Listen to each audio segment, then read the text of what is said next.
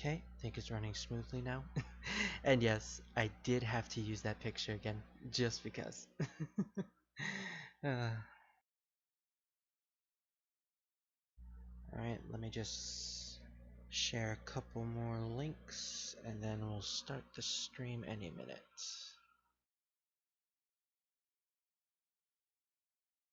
I know, actually, I might want to keep that picture up. Yeah, I'll keep that picture up while I'm doing this.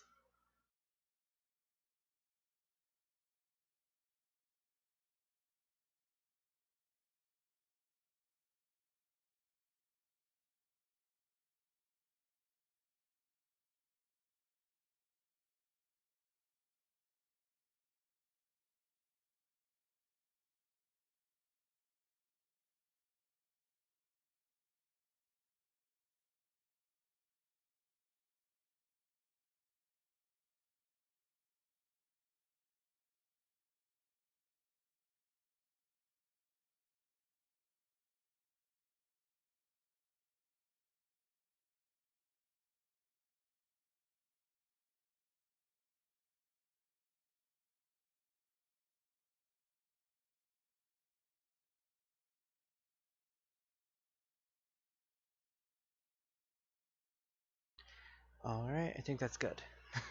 Now let's get this picture out of the way. I mean, I already have the same picture in the bottom right of the screen. Maybe I should have just kept that a secret because it's still hilarious that not many people have seen that yet. And let me get into the game screen, and there we go. Alrighty. What's up, ladies and gentlemen? This is Spirit RoseWolf, and I'm back once again for another live stream of Shin Megami Tensei 1. And today we're on the 13th part. Oh no, the unlucky 13. Whatever shall we do? So, last part we actually left off on a bit of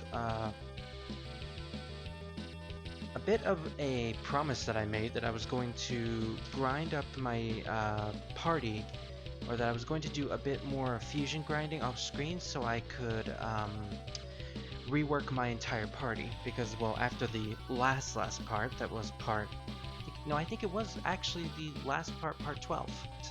I'm getting so confused just by saying part so many times, but yeah, in the last part, we successfully completed the sword fusion side quest, which resulted in the best sword in the game that Magram actually has equipped right now. I'll show that off later. But yeah, after that, we basically lost a bunch of our demons, and we really had a shorter party than we usually have. So I made it my mission to negotiate and fuse as many demons as I possibly can, so that I can essentially remake my party with at least a max number of demons. And believe me, I definitely did that. We now have 10 demons in our party and so many fusions. I'll tell you now, it actually filled up 2 pages in my notebook with how many fusions and negotiations that I ended up doing. Which means the recap is probably going to take a little bit. So while we do that, why don't we just go along with the plot of the game, because we're actually going I think we're actually heading to a dungeon that's right outside of Ikebukuro, which was where we left off last time in terms of the plot. Oh, what's up, James? You boot me twice, I see. So yeah, we're in Ikebukuro right now, and I believe the next location we have to head to is Ueno, considering we met a lot of sources back in Ikebukuro that and Ueno being an important place. I think it has something to do with the golden apple, or maybe it was just the fact that it was the guy in headquarters. Either way, that seems like the next location that we have to head to. But while we're doing that, I might as well just go through the recap, because this is definitely going to take a while, and yeah. So, well, first things first, we should probably figure out where exactly we're going. So, oh, maybe that's it right there. Maybe this is Ueno. Well, we meet a Gaian, so I guess it is technically close to a Gaian headquarters. Gaian, that building you can see up north there used to be called Sunshine? I was actually going to pronounce it as Shunshine, but really? Sunshine? Is that real or something? That probably isn't something that was named in real life Japan. But before that, it used to, yeah, okay. But before that, it used to be called Sugamo Prison, even earlier. Alright, so it was called something else. And that older name's back. And that older name's back, and is what you...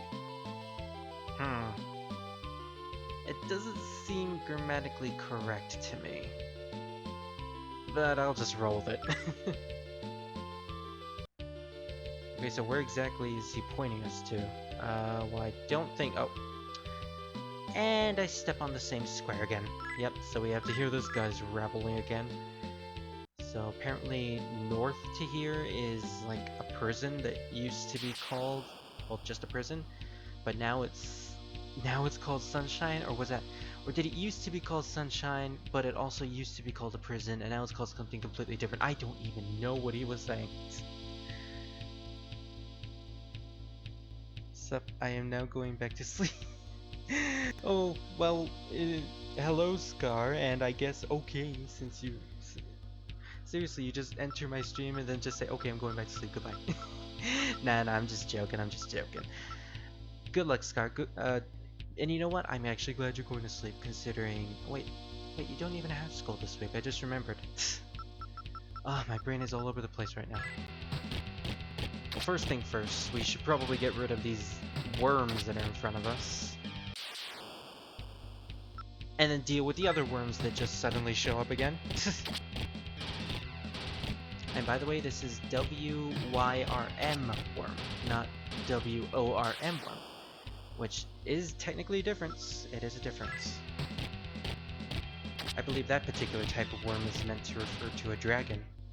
Which is why they did technically look like a dragon, so... And they don't really give much experience, unfortunately. So, up north, really the only thing that's up north is the entrance to Ikebukuro. Oh, is that what it is? Sugamo. Yeah, he did mention it being called the Sugamo Prison. So, I wonder if this is where we have to head? I mean, I have the FAQ right here, I could just look it up. All it really says is that we're supposed to head to Ueno. And that we were warned not to go to Ueno, but because we're JRPG protagonists, we should go every single place on the entire map.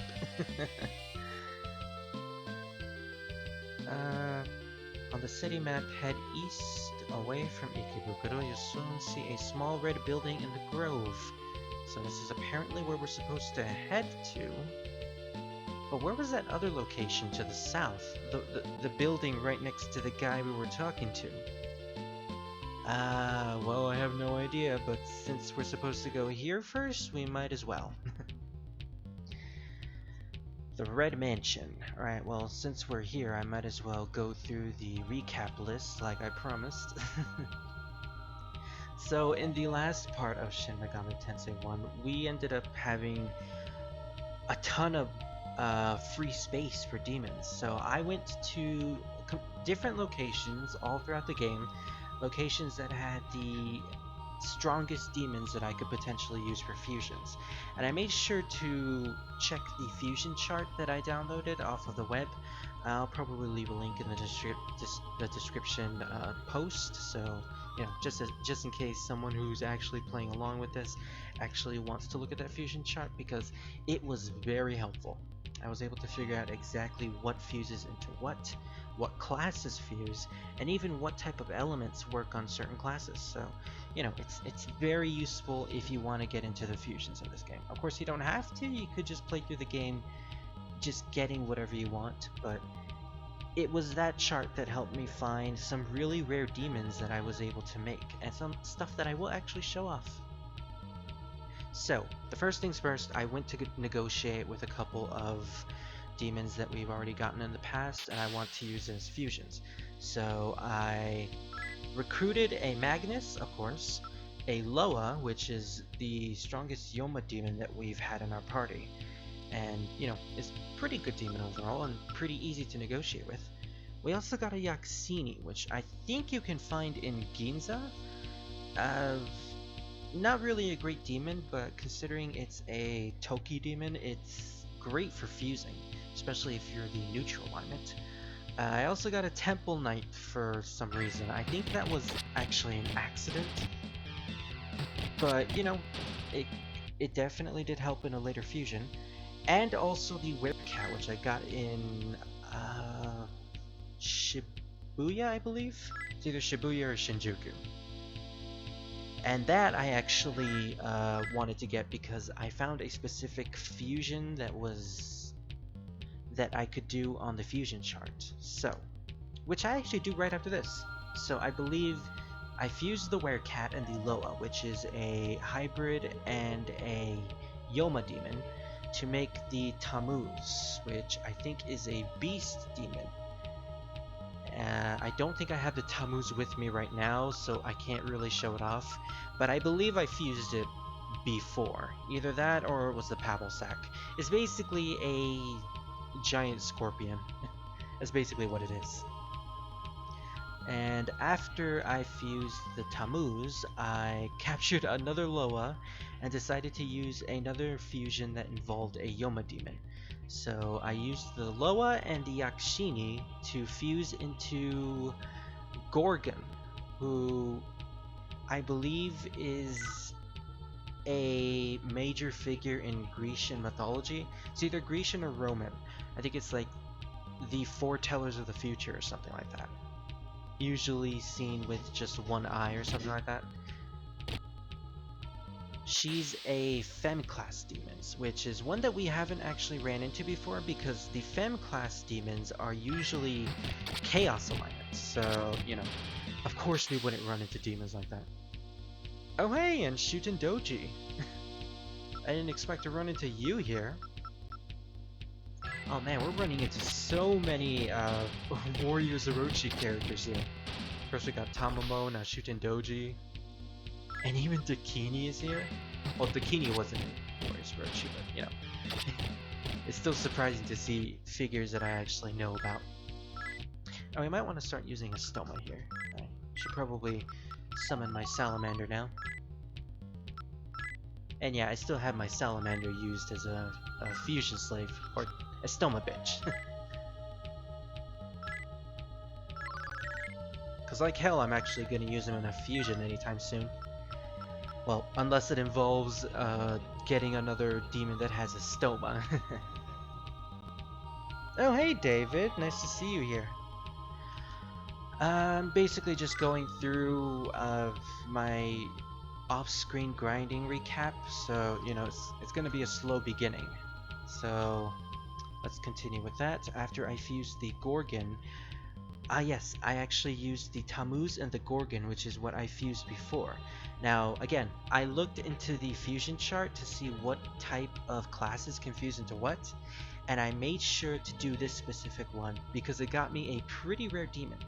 So I fused the Tammuz and the Gorgon, which are a beast and a fem demon, and according to the chart, it can make an avatar demon, which is one that we've never really seen before, not even in random battles. It's a pretty rare demon class, so you know you'll only get it in fusion, and it's again pretty rare if you can get it because there are only a few options where you can get these particular type of demons. And the avatar demon that we got was it was something else. Nandi. I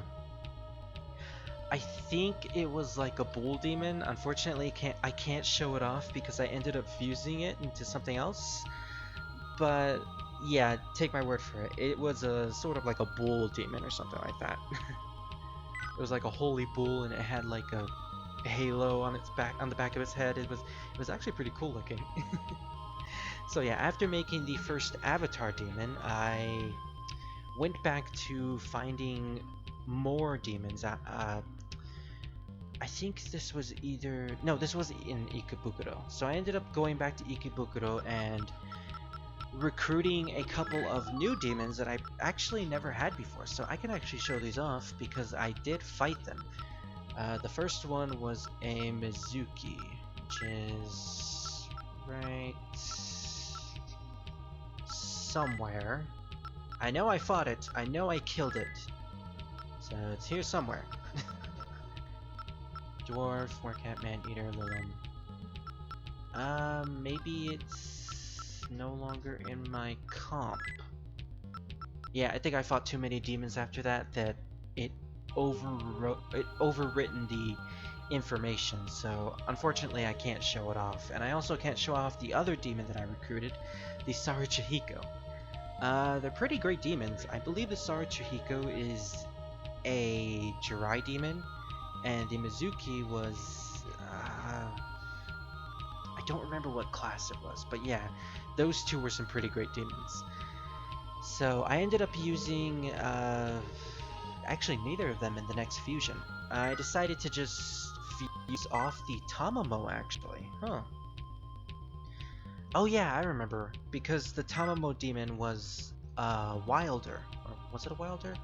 It was basically a dark demon, which I couldn't use in any type of fusion unless it was also a Wilder demon. So yeah, you can't fuse a dark demon with any other demon unless it's the same, unless it's in the same class as that demon. So you can only fuse a Wilder with a Wilder.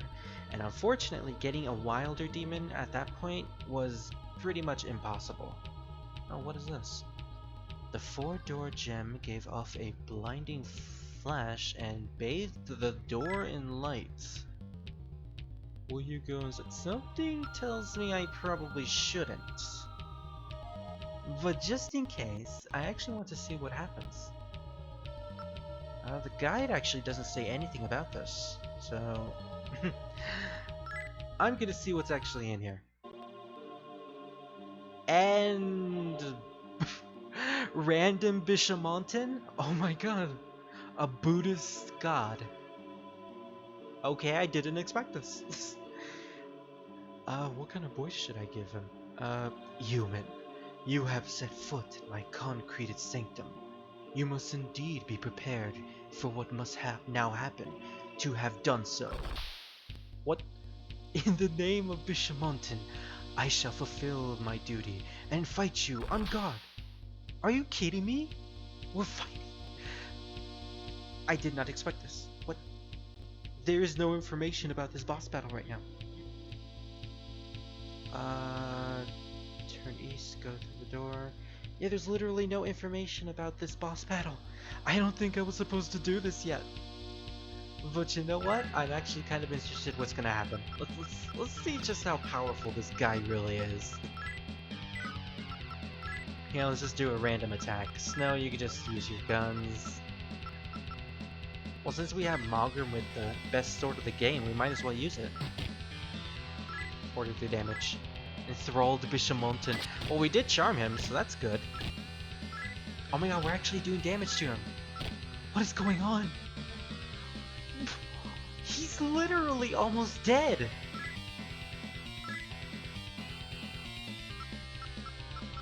I really don't think I was supposed to do this yet. Again, I'm looking at the FAQ and there's literally nothing about him on this. Like, we're literally just supposed to go to Ueno after this, at this point, but there's nothing about a 4-door gem door or Bishamonten or fighting him at all. It doesn't even say anything about avoiding him, and oh my god, look at that fucking experience. That's gonna level us up, definitely.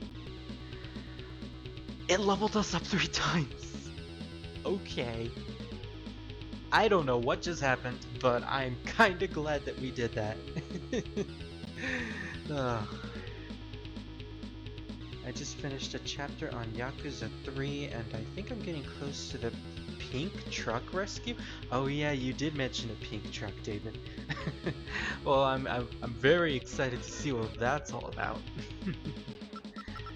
So let's see. Well, since we leveled up, we might as well put some experience. what stats are we gonna give Snow? Yeah, I think strength is okay. Oh, and it even raises her HP by a small bit, of course, but like I said before, Snow's not really gonna have that much HP, so this is okay. 27 in strength, that's amazing. And she learned a new spell. I think that's the last spell she can get, because I think at this point she's pretty much gotten everything. So I think this is Megiddo. If not Megiddo, then it's probably Ricardora. Malgrim better level up from that. Level 57, and this is great because I was actually waiting until Malgrim leveled up to level 55 so I could do some extra fusions that I was actually setting up to do. Fortunately, I haven't even gotten through half of my recap because we just ran into a completely random boss battle. But what should we raise? I think strength 2. What happens if we give it 3? Let's just raise it to 2, and then either vitality or speed. I think speed. Yeah, that's good, that's good. I want to at least be a little bit fast. Lord Masakato, I, your humble servant, Kishin Bishamonten, have been defeated. Well, I guess that's it?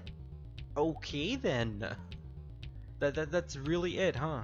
Well, what happens if we go back inside? He's literally just a statue again. A statue of one of the Bishamonten is here. Alright, Bishamonten is like technically a classification of gods, isn't he? All of y'all saying hello in the chat. That's cute, that's cute. Okay, well, I don't think we were supposed to have done that yet, but I think because I had the Kagutsuchi with me, that battle was essentially a cakewalk. Because I saw how much damage Malgrim did with a physical attack. It was like 137, which at this point, he's doing like 300 to bosses. So yeah, I could tell that Bishamonten had a lot of defense, and we certainly weren't meant to take him out at this point in the game. But yeah. Hey, at least that gave us a ton of experience, so once we get to another Cathedral of Shadows, I will actually do 2 specific fusions that I want to do. And now we're in Tabata. Alright, so let me go back to my recap. Alright, I was talking about the Tamamo and the Temple Knight. So I fused those 2 because Tamamo was starting to warm out her welcome, and Temple Knight, I just wanted to get rid of him because I didn't want to get him in the first place. He was sort of a mistake to get. And what they fused into was the Manticore, which is what we saw previously in a previous part. Unfortunately, I don't have it anymore. I think I fused it off into something else. But yeah, the Manticore is basically just a half human, half dragon thing. It's a little bizarre, but it wasn't really that useful of a demon. Another Drake demon, Wyvern. What alignment is this thing? I actually want to see what this is.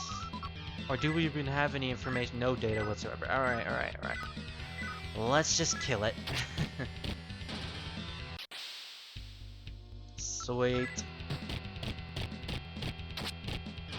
This guy was watching my live stream and yet my voice made him sleepy. Curse my ASMR voice. I know, right? Well, heck, when I listen to your voice, it's like butter on my ears. It's like perfection. Wow, there are a lot of random encounters in this one battle. Let's actually just do that. Yeah, we're not even getting much experience. Ooh, but we did get a gem. Turquoise. That might actually be pretty useful for later, who knows? But for now, let's go back to my magic. I want to keep using a stoma.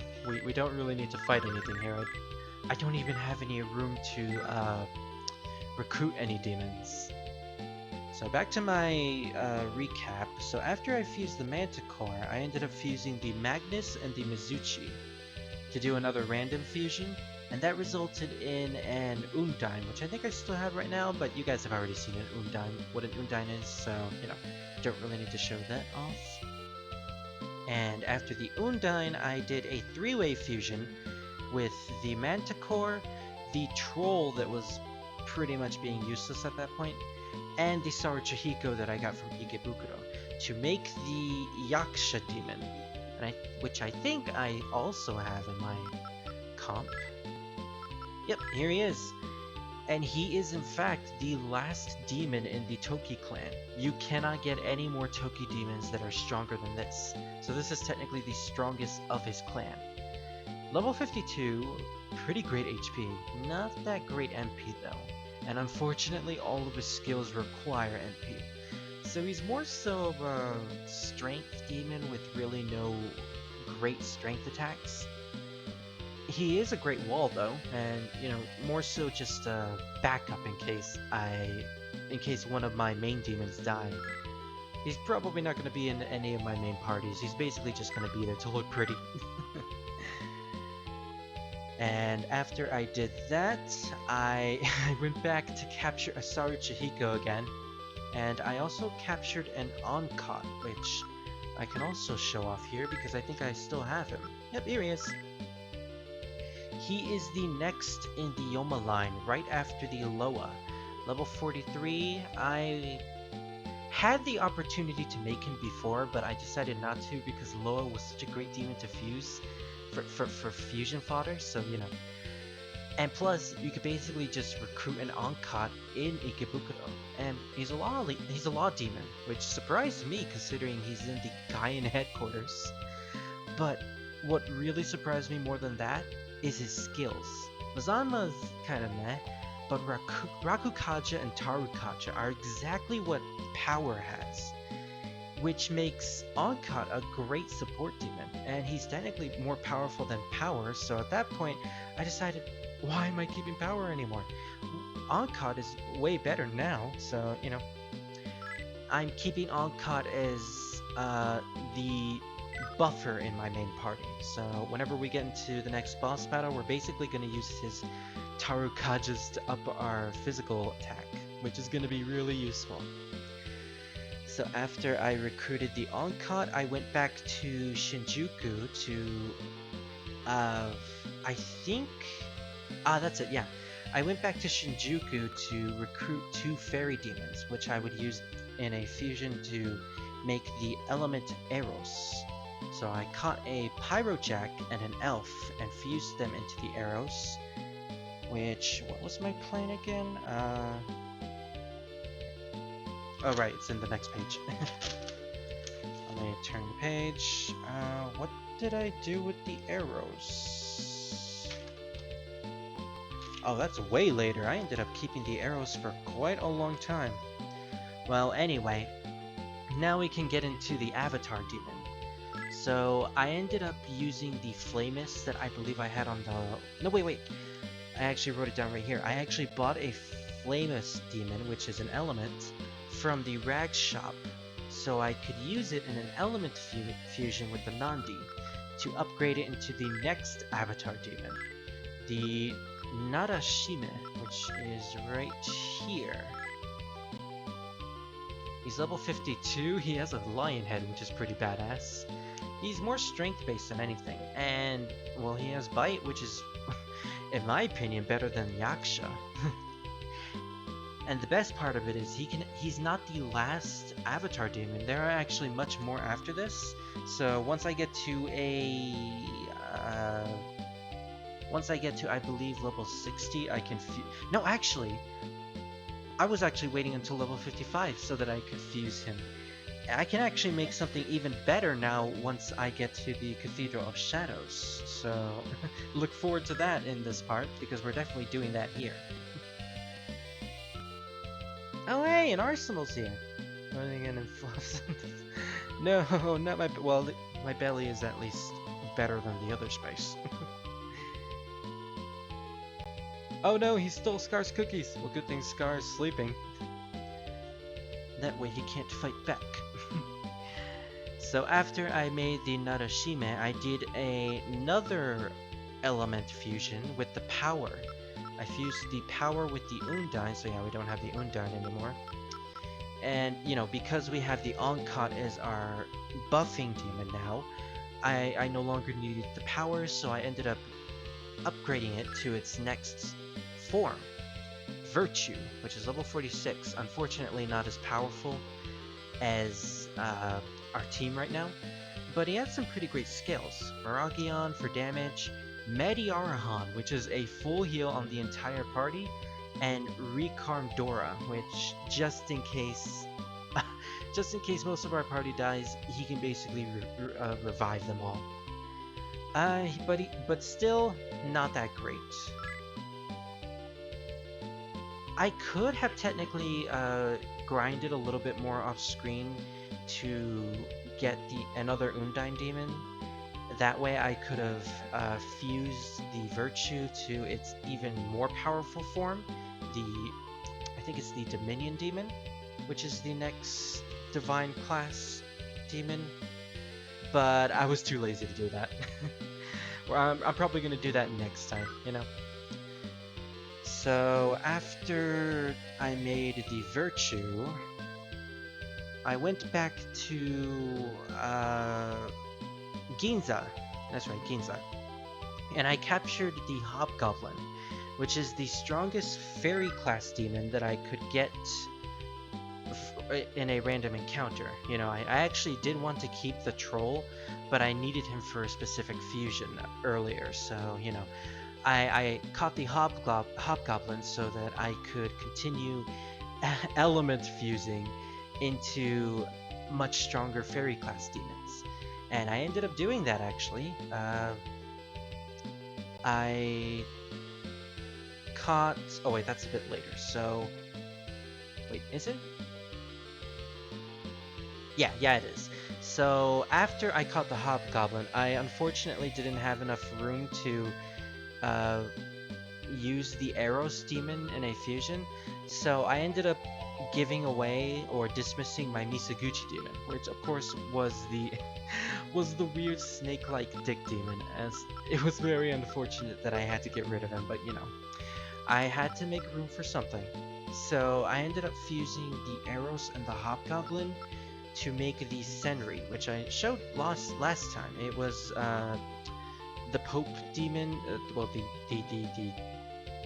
the female Pope demon that had pink skin, that for some reason in later games is like a cat furry. I don't really get why, but you know, I ended up making her. And then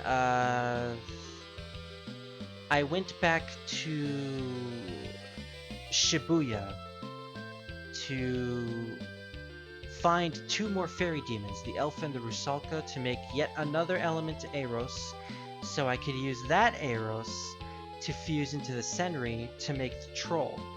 So yeah, I ended up getting my troll back just by doing elemental fusion. It's pretty crazy how you can just do that all the fucking time.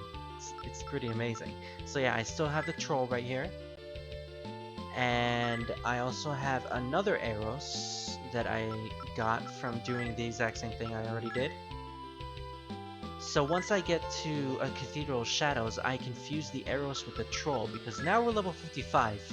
And at level 55, we can get the next fairy demon, so that'll be interesting to see. And after I did that, I went back to Ginza yet again to capture the Quancha and the Dwarf demon to make another element, the Earthis, because those two are Jirai demons, I believe. And this one is actually pretty cool. So I caught the Earthis demon, and I fused it with the Saru Chihiko, which resulted in a really amazing end result. The Atlus demon. He is the last of the Jirai line. He is a law-oriented demon, level 50. Look at that fucking strength. 30 strength. That is probably the best any demon can have at this point in the game. He is technically the most powerful of his clan, and his skills.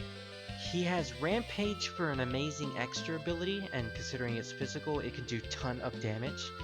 He has Diarahan in case anyone needs a quick heal. But the best part is that he has Sukukaja. Now, Sukukaja usually has its different effects in many different Shin Megami Tensei games. Sometimes it raises the speed, sometimes it raises the accuracy and evasion of your party.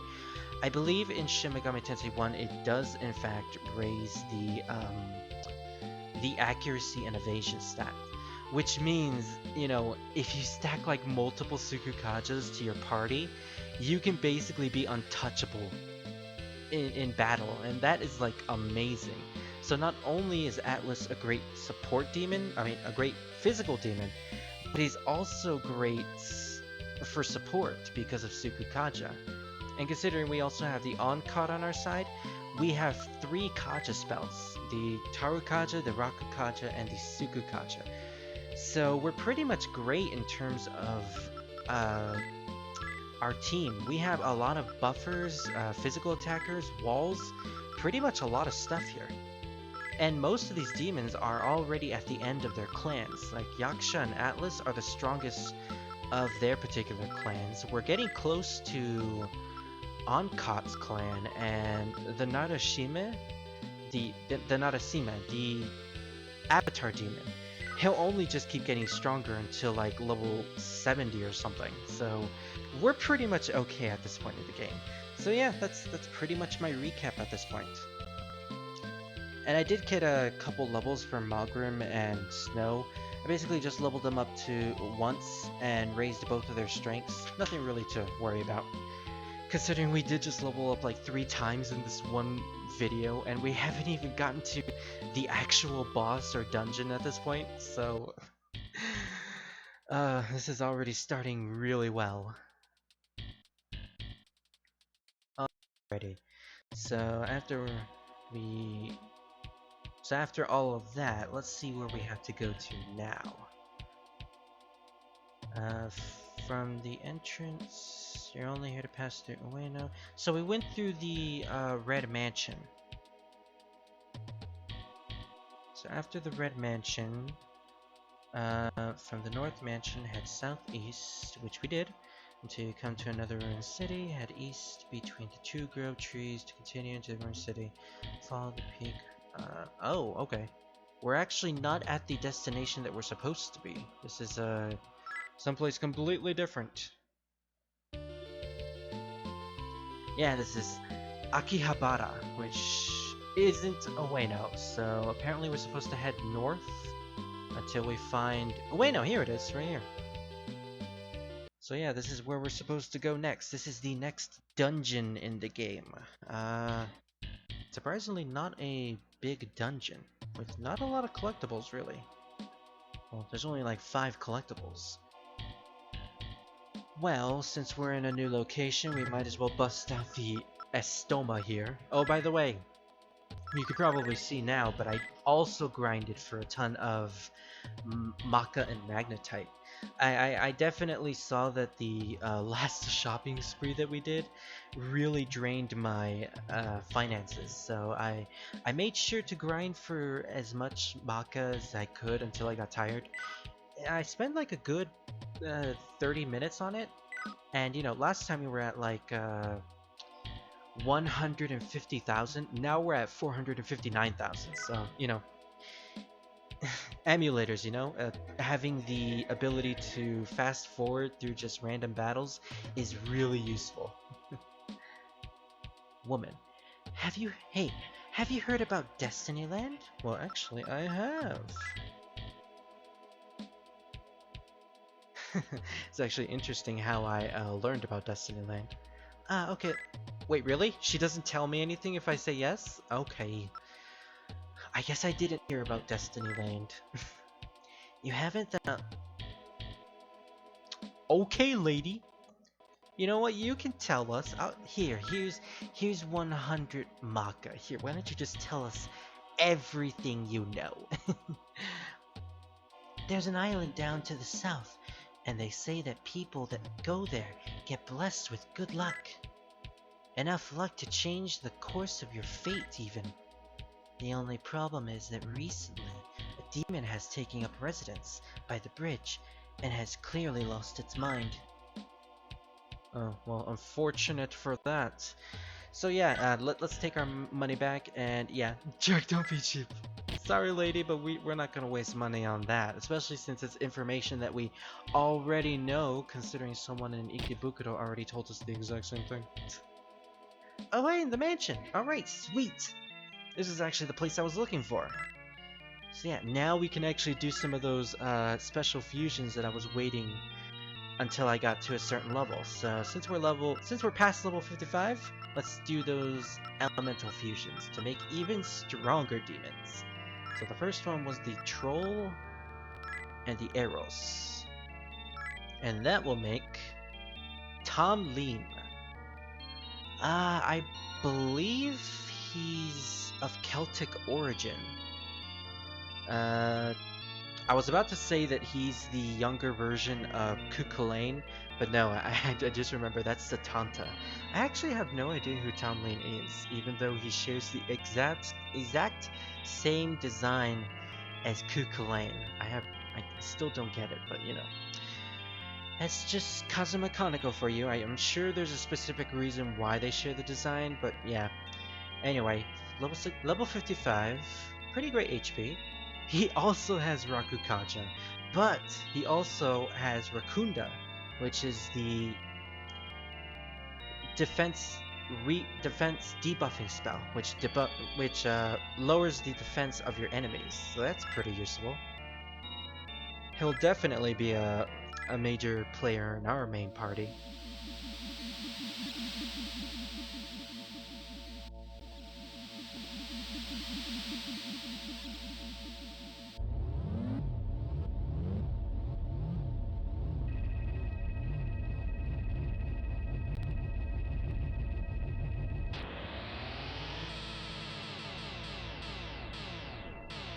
Wow, I never realized the fusion process in this game takes fucking forever.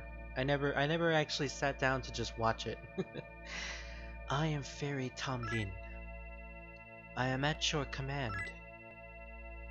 You know, maybe this thing isn't Celtic and it's just because Cuchulainn is of Celtic origin that I keep thinking that this one is.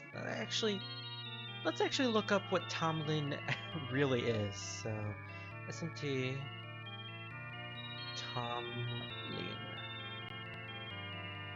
Because I'm actually pretty curious as to why he shares the exact same design as another demon. Like literally, it's just a recolor. And I'm not even kidding, it really is just one for one a recolor. Here it is, history. A famous fairy who was said to haunt Catterhot Wood in England. Oh, so he's of England origin? Interesting. He supposedly lured young women away to ruin them. Oh. Immediately I am thinking, this definitely isn't Cuchulainn. He was once a human who had been trapped by the Fairy Queen. A young woman named Jeanette is said to have fallen in love with him at one point and finally managed to free him. He actually has a pretty interesting legend coupled with him. I might actually have to look that up one of these days because it kind of sounds like something from Shakespearean origin. Kind of sounds like well, as soon as I saw it mentioned the Fairy Queen, I immediately thought of Titania from Shakespearean poems. So yeah. Alright, the next fusion we have to do is, no, not the Salamander, the Avatar Demon Narashima with the Flamus. And that results in the next Avatar Demon, the Chimera, which is level 55. Of course I couldn't get him before because I was level 54. He has a lot of HP. Like a lot of HP. 650. I think that's the most any demon has at this point.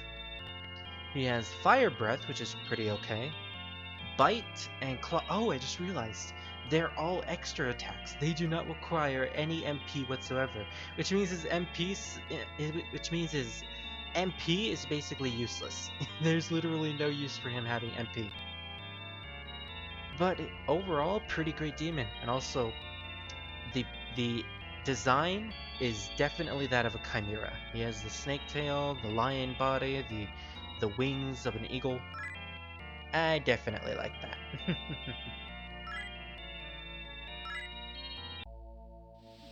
Yeah, I'm really glad I ended up figuring out exactly how to make these avatar demons, because again, these are pretty rare to get in Shin Megami Tensei 1.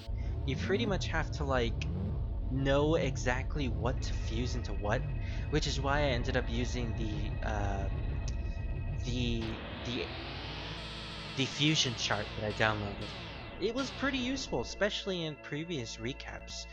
I'll definitely have to put it in the description later, so that, you know, in case anyone wants to look it up or anyone wants to ever play this game on their spare time, they might as well use that. But like I said before, there's really no need to go this in depth into the fusions. You can basically make do with just fusing whatever you get in the game. As long as you continue fusing at every moment you have, every moment you get, you'll never end up in a weak point in the game. You know, you'll never end up in a dead playthrough. My dinner's done, gonna eat and watch your streams. Oh, nice, David, nice. Oh shit, did you get pizza or something? Because you used the pizza emoji.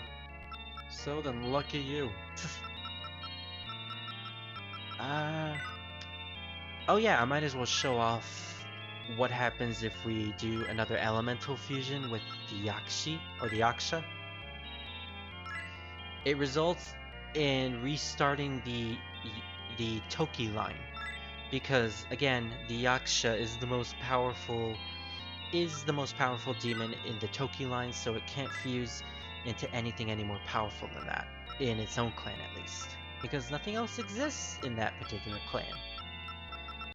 At this point, we're pretty much okay. Oh yeah, the Avatar can actually fuse with the Salamander to upgrade it again. Well, we might as well see what the next Avatar demon is, because I actually don't know what it is.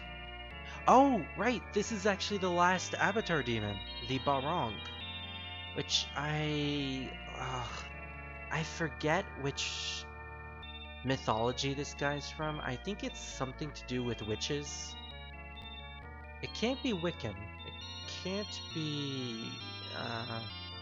yeah, I don't remember. But he is definitely an Avatar demon. Lots of strength, barely any MP, especially at his level. Overall, he's more useful as a wall, considering he has 700 HP. Probably not something I'll use in my final party, but again, it's good to see what type of demons this can make. No. We can't even make it.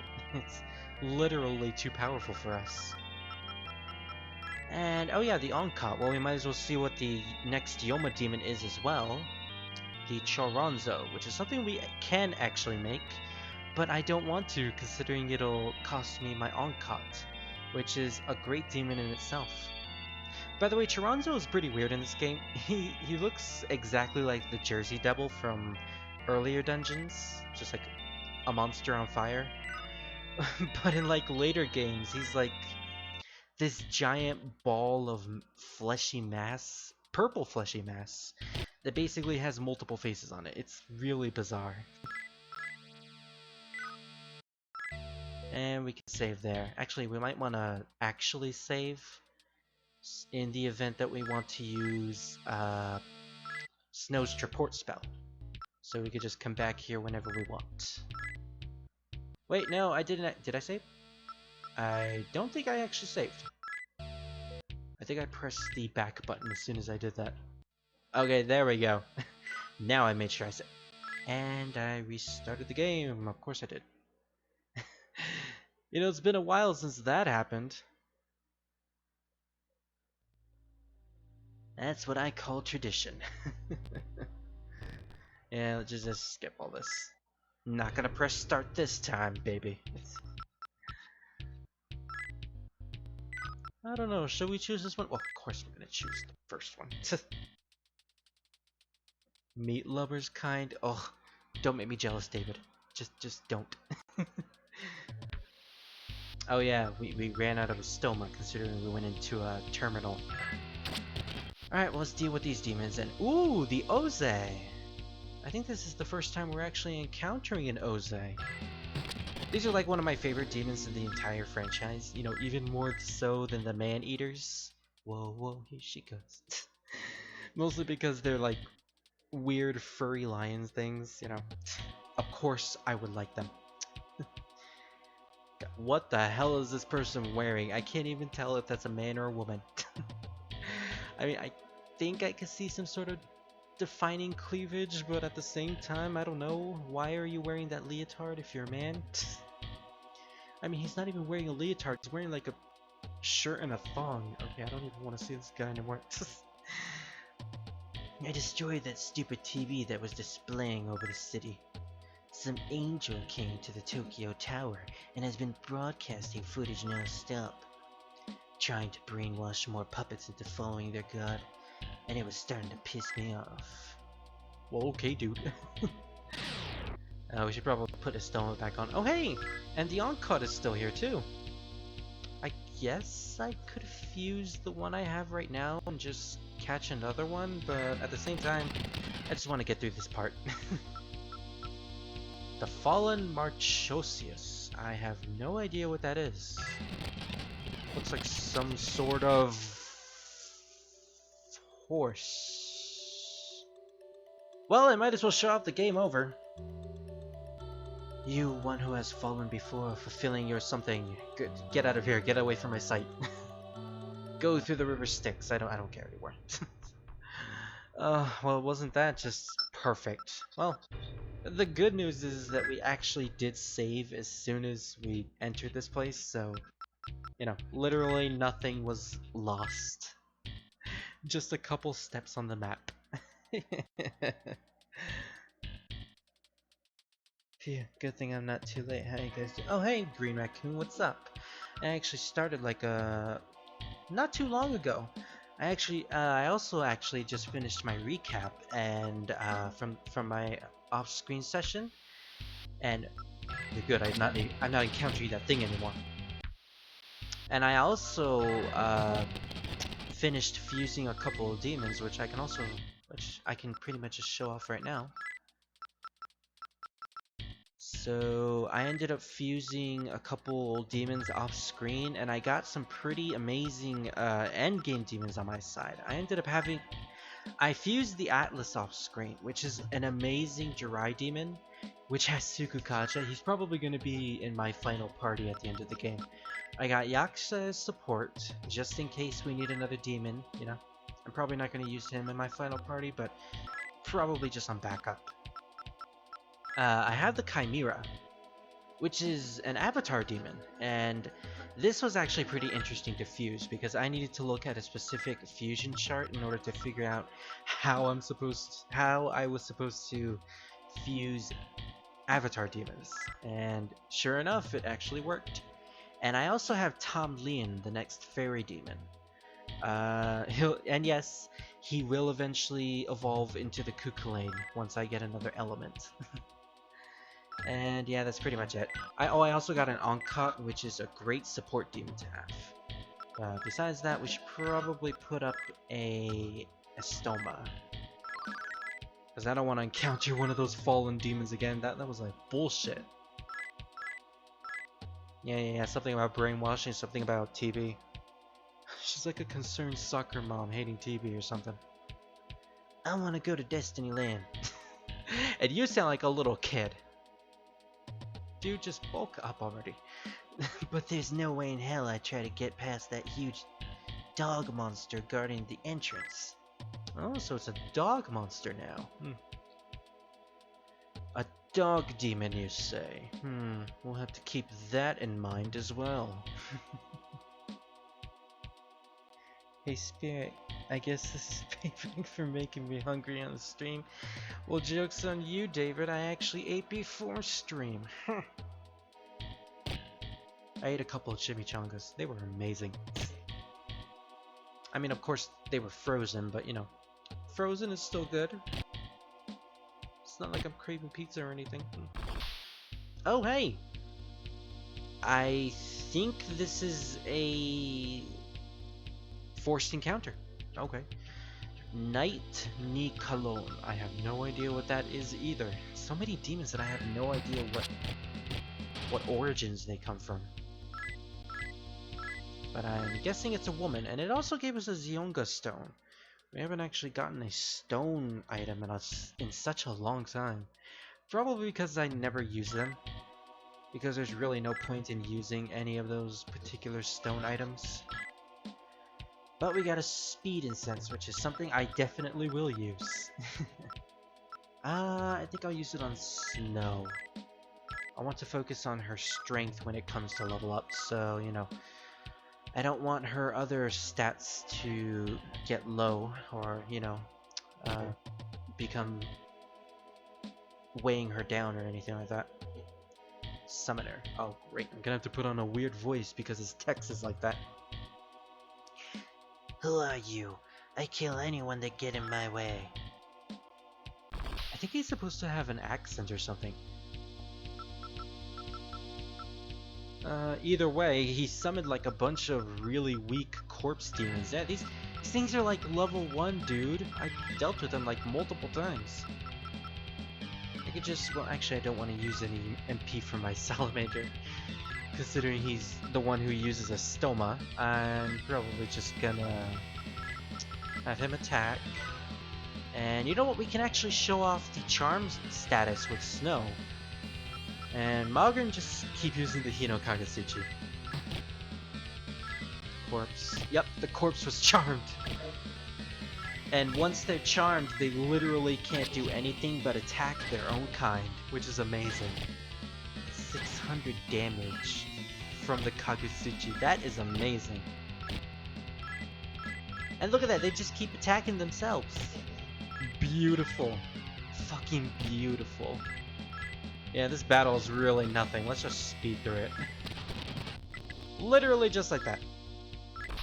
Let me guess. Yeah, she's gonna fuse. She's gonna summon other things, of course. I mean, it's not like we dealt with other summoners before, you know. She's probably just gonna summon 3 different things in 3 different phases. And the last one is probably gonna be a really tough demon that will manage to overcome pretty easily because we're kinda broken at this point. We're kinda OP. Look at that. Snow's gun can literally bring them to low HP. It's like, wow. I didn't even need to worry about that battle. This one I might need to worry about that one. I think this is the first time we meet the legions. Yeah, these are actually what the Chironzos eventually become. Chironzos are basically just like purple versions of the legions. I mean, it makes sense for the legion to look like this, but I don't know what the Chironzo is all about. That's a little weird. But I think we can just get away with just using... Yeah, we can get away with just doing this. Or maybe not. Let's see where this leads us. Yeah, we ended up losing our salamander. Yeah, I don't want that to happen. Let's actually do a different strategy. I don't want to waste any... Wait, why do I even have Salamander out at the moment? I don't really need him out. We already used the Stoma. We don't really need to use it ever again unless we go into a terminal room. So let's just have him go back into the comp. Oh wait, let me check Snow's... Does she... Nope, she still doesn't have Megiddo. She has Remudra and Rekarmdra, but no Megiddo yet, so I can't show that off. Let's just keep using her guns. And instead of attacking the Legion, let's attack the Saniyaka, which is something that I know we can take care of. And Malgrim, you actually attack the Legion. Oh, unfortunately she didn't charm any of them, so that's bullshit. But we did take out one of the legions, so that's okay. Let's just speed through all this. We don't really need to see any of this. Yeah, they barely did anything to Malcolm. Just keep doing what you did, guys. Yeah, overall, after we figured out what we need to do, that this battle was just a piece of cake. I just didn't want to lose the salamander because if we let him die, he basically lose all of his MP, and that's not good at all. Are the Gaians ruled by emotions or something? Edgy emotions? They're basically just a bunch of edgelords. They really are. I mean, mostly Lobo was an edgelord, but that's pretty much what most chaos themed characters really are in the Shin Megami Tensei universe. I wish these summoners came back to help you in the end of the game. I know, right? I mean, it would probably make much more sense in the neutral ending. You know, if everyone in the game that you've met basically comes in in like the final battle to help you in your hour of need. Oh man, that would be like some sort of Persona shit. Or Paper Mario: The Thousand Year Door. I mean, did Persona do it first? No, I'm pretty sure Paper Mario came out before Persona 3. Yeah, I think it did. And why is Salamander in the front? Don't you have other demons?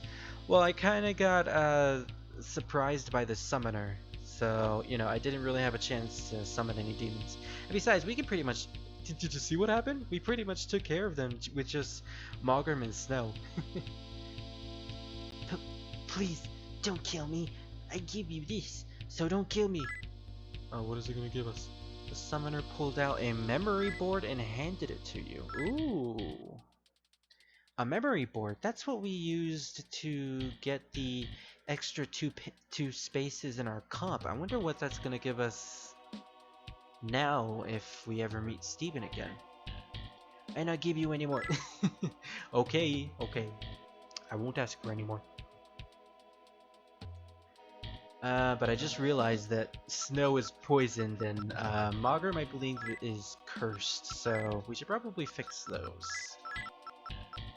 Unfortunately, I have no idea how to heal Curse, so let me just save state on everything. Rosary, what does that do? It's protecting Mogrim. I don't think that did anything. And it also gave a really weird glitch to my text box. I don't think I have anything that can heal Curse.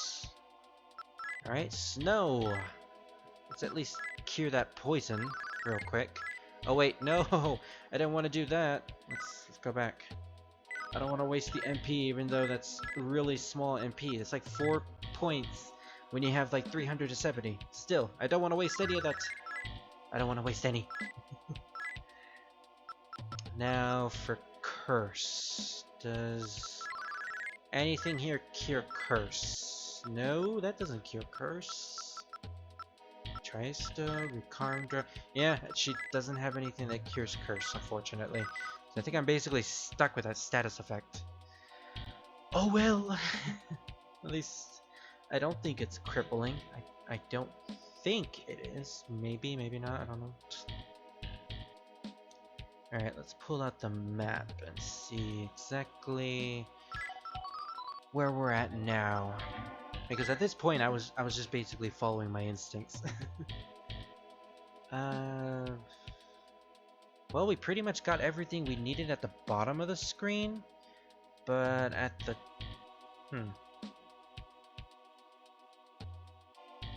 Oh, there are actually armor shops and weapon shops in this place.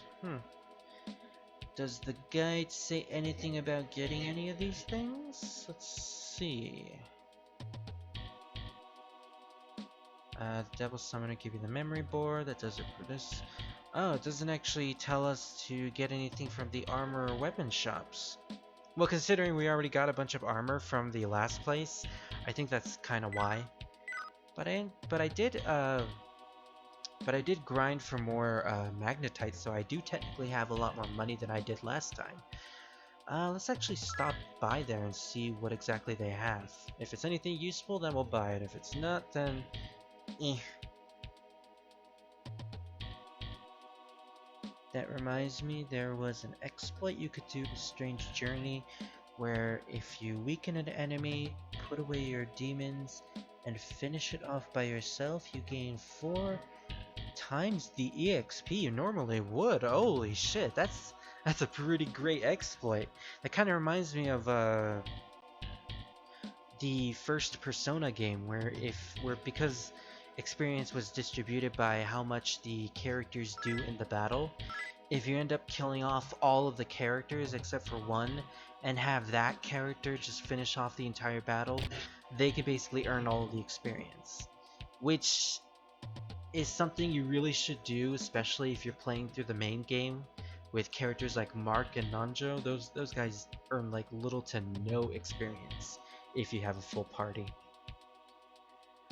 Huh, that's a pretty interesting exploit. I may have to use that next time when I play Strange Journey. Nothing is showing on screen. Oh, that's probably the TV that they destroyed. That guy in the thong destroyed. Mysterious man. Lewis Cipher? I did not know you were in this game. I had no idea you were in this game. I thought you were a Shin Megami Tensei 2 character only. Huh. Well, he definitely has the blonde hair from Shin Megami Tensei 2, so... Well, this is a surprise. He definitely surprised me. Gotta go, gotta clean up my room, and have fun with your strange spirit. Alrighty, David, see you later. Good luck with your room. The downside to this is that the demons get nothing for their effort. Yeah, that's true, Green Raccoon. Well, do demons actually level up in Strange Journey? Because if so, then yeah, that would be an unfortunate side effect for that particular trick.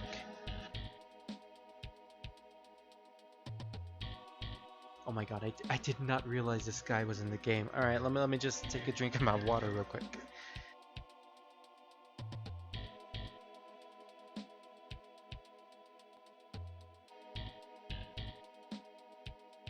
Alrighty. What kind of voice am I gonna give to Louis? And I know it's supposed to be pronounced Luis. I think it's like French or something, but I like Louis better. Ah, you must be Margaret. No, that's not a good voice. I want to do something special for him.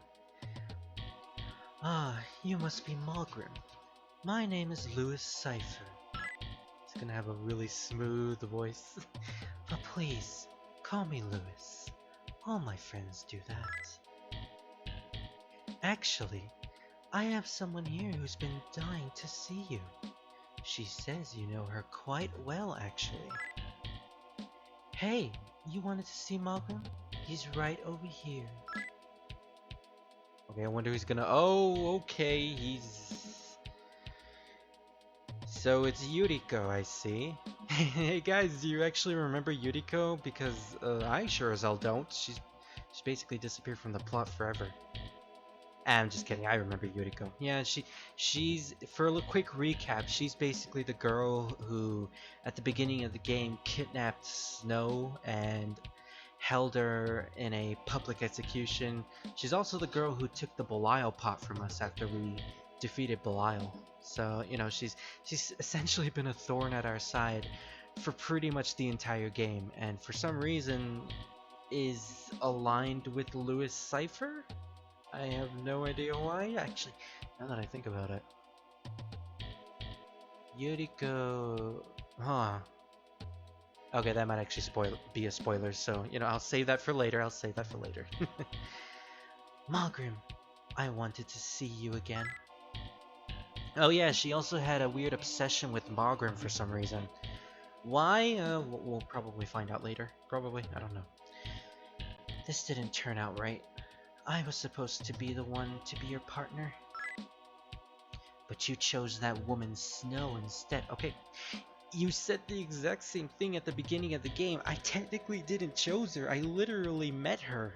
Like, she was a part of the resistance. She was literally the only person we could turn to at that moment. You're kind of assuming here, lady. Or perhaps more appropriately, you were chosen by her. Okay, that's better. That is definitely better. I tried to take you away from her, but I failed. If I can't have you, no one will. Okay, well, I guess it's revealed now. I actually didn't realize they would reveal this now. I thought they would have revealed it at the end of the game. But a shocking twist, which surprised me for the first time. Yuriko, the woman who's been chasing after all this time, is Lilith, the demon from, I think it's Mesopotamian mythology? Either that or, Hebrew, something like that. But yeah, surprised that she's a demon. Well, actually, now that you think about it, when you really think about it, she is one of the few people that have magic that... Well, no wait, I was about to say she has magic, so obviously she would be some sort of supernatural demon, but no wait, Snow has magic, Arthur, Lobo, they have magic too. I guess magic is just a normal thing in this world. Actually, that begs the question, how did Arthur and Lobo get magic at the beginning of the game? Did they just suddenly, I don't know, become supernatural or something? Still pretty weird. Louis Cypher returns as Luisa Ferrer. Oh yeah, I do know about Luisa Ferrer, actually. In Strange Redux, making Louis a trap. And yes, demons level up in Strange Journey. Oh, that's good to know. And also, yeah, Louis is technically a trap. He was also a trap in Shin Megami Tensei Imagine. I think he was like... He looked exactly like Shin Megami Tensei 2 Louis, but it was a girl in a dress. That's pretty much the only difference they gave him. And I love that, considering, yeah. They also give you gifts like they do in Nocturne and Raito Kuzunoha. Oh, that's good to know. Good to know. Good to know. What a twist. I'll take your life by my own hands. No. I can't do it. I can't hurt you. Oh. She seems to not want to hurt Malgrim. She really does have feelings for him. Yep, she literally just stopped attacking. Farewell, Malgrim. Did she really have feelings for him? You know, before that, you would honestly be okay with thinking that she was only just pretending to be obsessed with Malgrim just so she could kill him in a clever trap of some sort, like clever manipulation. But no, seems like she actually does genuinely have feelings for him. That's kind of surprising. Yet another twist on a twist. It's a twistception here. Oh my, this is certainly unexpected. Yeah, okay, Louis. We're not falling for that trick. We know what your name means. We know what that means. My apologies. Try not to think too badly of her. And he just disappears. Okay. Just a random Louis appearance. Does he ever appear again? Because that was like super random. And I know... Oh, I can't say what it is because that's a spoiler, but I know that thing doesn't appear in this game because I know. Ugh. I want to actually keep some twists in this game a secret, you know, for surprise sake. But you know, it's hard to do that considering I know what's gonna happen at the end, and oh, it's so hard. She's a crazy one. Yeah, she definitely is Malgrim. Although she does definitely have her reasons as to why she's this particular type of crazy. And it also has something to do with both Malgrim and Snow. Also, is Malgrim losing HP every time he walks? What does the curse status do? Okay, I may just have to find a place to get rid of that curse. I'll go back to the terminal so I can figure something out about that. But yeah, Yuriko being actually the demon Lilith, it's... I'm not Monger, but... yeah, I know you're not Monger. Jagged helmet, jagged gloves... I don't really think we need anything from this place. Since the guy didn't really say anything, I really don't feel like doing another shopping spree at this point in the game. Yeah, they're just selling the golden guns, the anti-magic bullets. Ooh, okay, yeah. This is basically all the stuff that they sold at Ikebukuro, but just a couple new things. I always imagined Lewis to have a seductive middle-aged voice, in contrast to Yabe's booming authoritative voice. Oh yeah, he did have a voice like that in Apocalypse. If Lewis shows up again, can you use your sexy voice? I don't really have a sexy voice, but I can try. See, I always imagined Lewis as having like the really deep, somewhat monotone but also really cute voice that most Japanese seiyus have. You know, something like what's a popular Japanese character that has a really deep voice? Mostly what comes to mind is Samurai Warriors, but I don't know if a lot of people know about Samurai Warriors. Something like oh, I can actually look this up. There is one particular seiyuu that I know.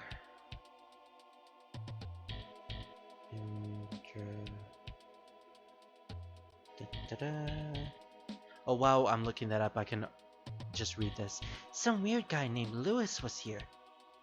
He told me to tell you to say hi for him. Okay. You had a little child say hi. That's a little weird.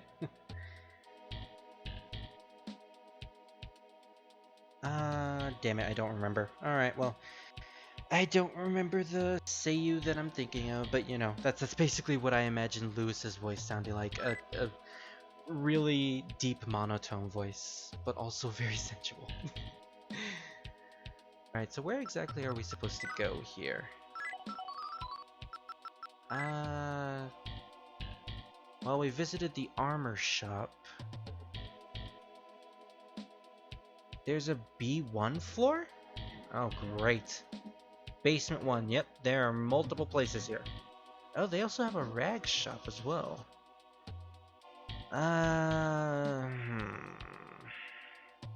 May also want to figure out something about this curse.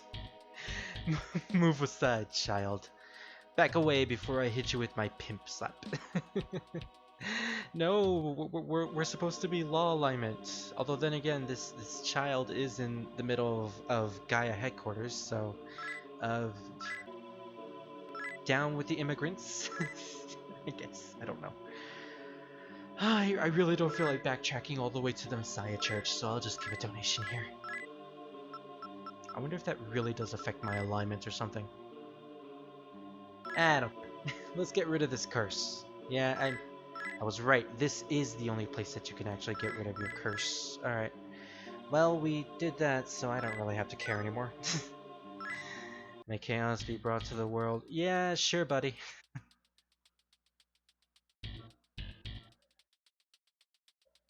Divine punishment. On a poor little child? Well, I guess the Messians would be okay with that. I came to be baptized by a Gaian, but they turned me away, saying I didn't have what it takes. I wonder what I need to do. Probably slaughter a whole village of innocent children. Oh wait, that's what the Messians want to do according to Arsenal. I'm just jesting you, Arsenal. Pushes the kid. Okay, that's better. Alright, let's open the second floor. Oh, there is actually a basement, and what they have in there is a core shield. Wait. CS is a core shield. Cute. Very cute game designers. Oh, I get it. The FAQ was trying to make the getting the core shield as a joke, and I didn't understand it until I realized, oh wait, the entire basement floor is filled with poison trap floors. And what does the core shield do? It negates trap floors. So as soon as you step on the poison, you get the core shield, then you realize, I could have used that earlier. So going to the basement is pretty much just a waste. Although it is a funny joke when you think about it. Alright, so oh, there's a basement too. Of course there'd be a basement too. What about the second floor? There's literally nothing about the second floor. Why is that? Why is that?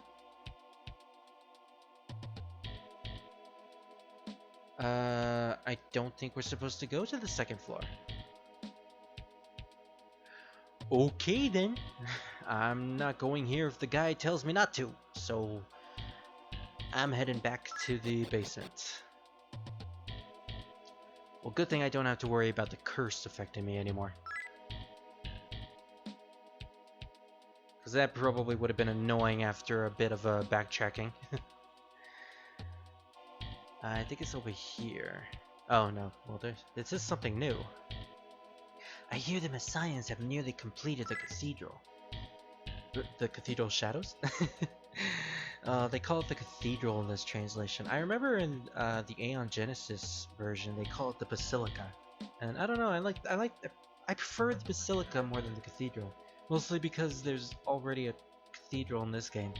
Although funnily enough, they call the Cathedral Shadows in this game the Mansion. Mansion of Shadows.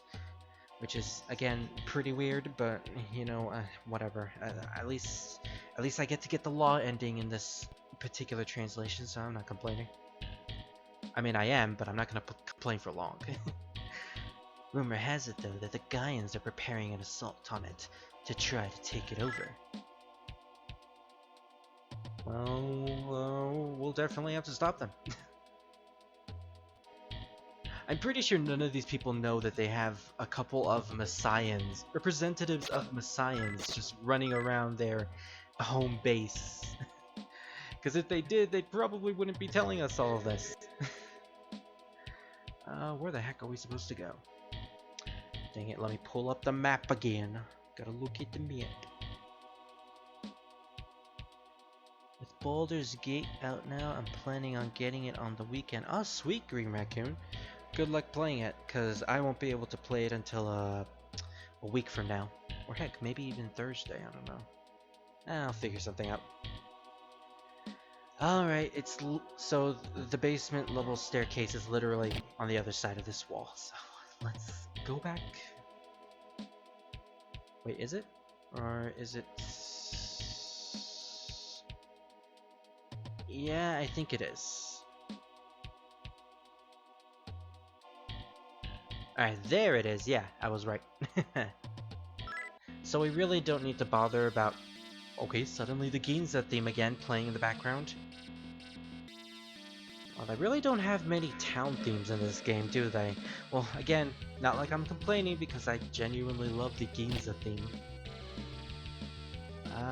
Let's see. We need to head west, alright? We got to west, and now we head north all the way up to this, and east. Alright, there we go. Oh yeah, this actually does look like how Ginza does in, on the actual map. You know, everything's red and white. A little weird, a little bizarre. I can see them definitely reusing some assets here, but again, not like I'm complaining. To the Gaian, you like, if you want to. It's basically just a schoolyard battle between the Gaians and the Messiahs. That's hilarious. If we go north from here, that'll be a poison trap. So let's head east once. Actually, let's head east all the way. And then we get a magic incense. Sweet. Let's use that right now, actually. On who else but Snow?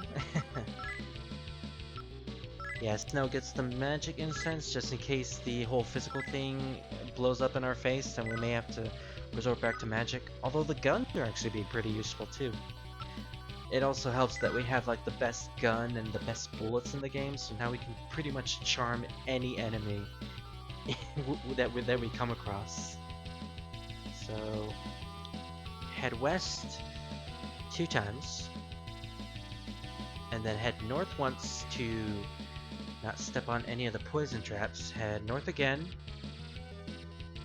go east, and then north again. There we go.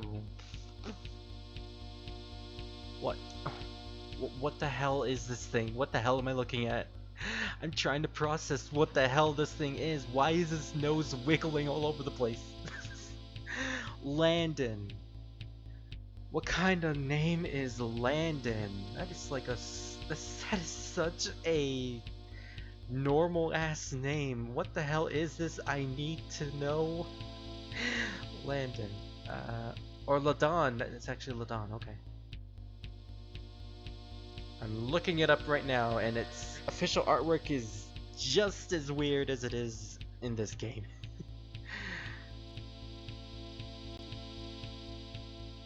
Come on, page, load. I want to find out what this thing is. Well, I guess since it's loading, I might as well also load up the Shin Megami Tensei boss music that we usually use. So let me just mute the emulator and bring up Firefox.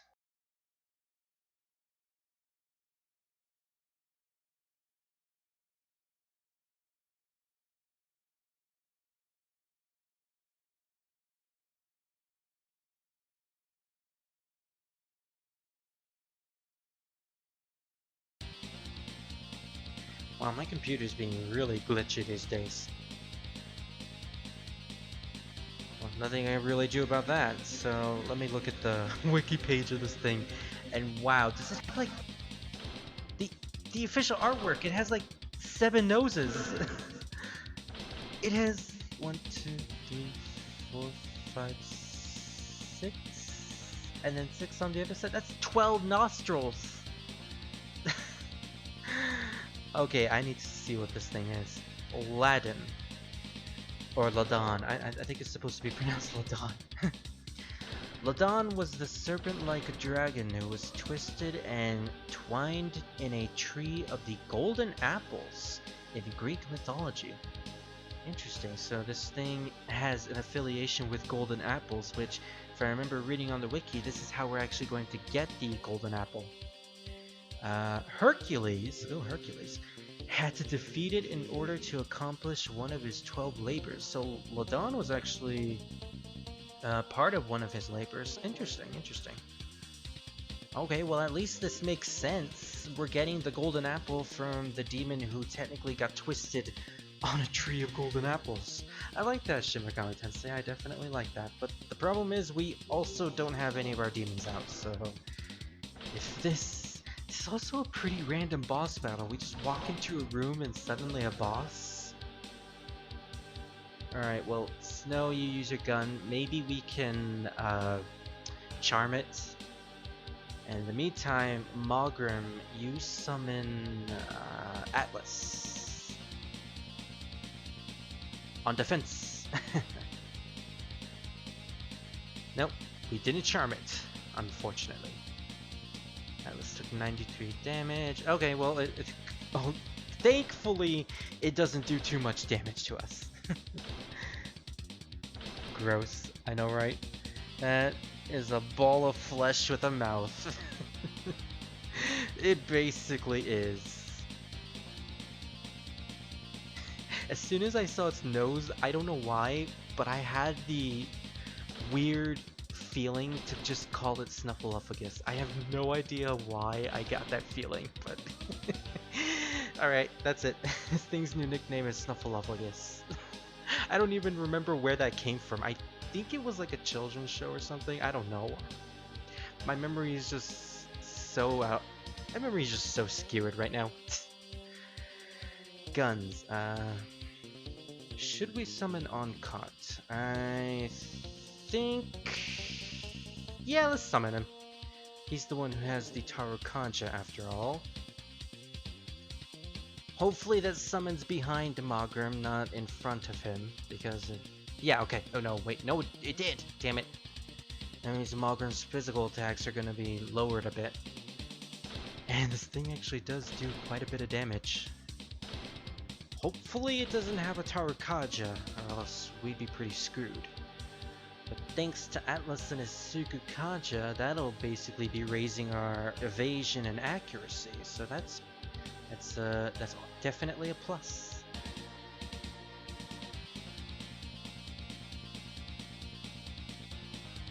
And she did it! She has Megiddo! Okay, so Snow finally has all of her spells, including the ultimate spell in the game. Almighty damage. So let's use Megiddo and see just how amazing that is according to everyone in the fanbase. Let's use a Tarukaja, and Magrum, just use your Hino Kagasuchi. So Megiddo! 85! She could do more than that with her guns. Wow, okay. So I'm definitely glad I decided to go with a physical build from now on with Snow, because that is fucking pathetic. Seriously, Megiddo has never been more pathetic than it has in the classic Shin Megami Tensei games. It's really not that great. I mean, it's great if you're fighting random encounters with multiple enemies, because Megiddo basically hits everything. But in boss battles where there's only like one target, it does nothing. Even if you use a bunch of Makakajas, it's really just there, you know? Which is unfortunate. Again, it's meant to be the most powerful spell in the series. Well, one of the most powerful spells. So, you know, you would think it'd be more powerful. And it's down. Okay. Oh, well, thankfully Magrum got a level up from that, so that's pretty good. At least that battle wasn't a total waste after all.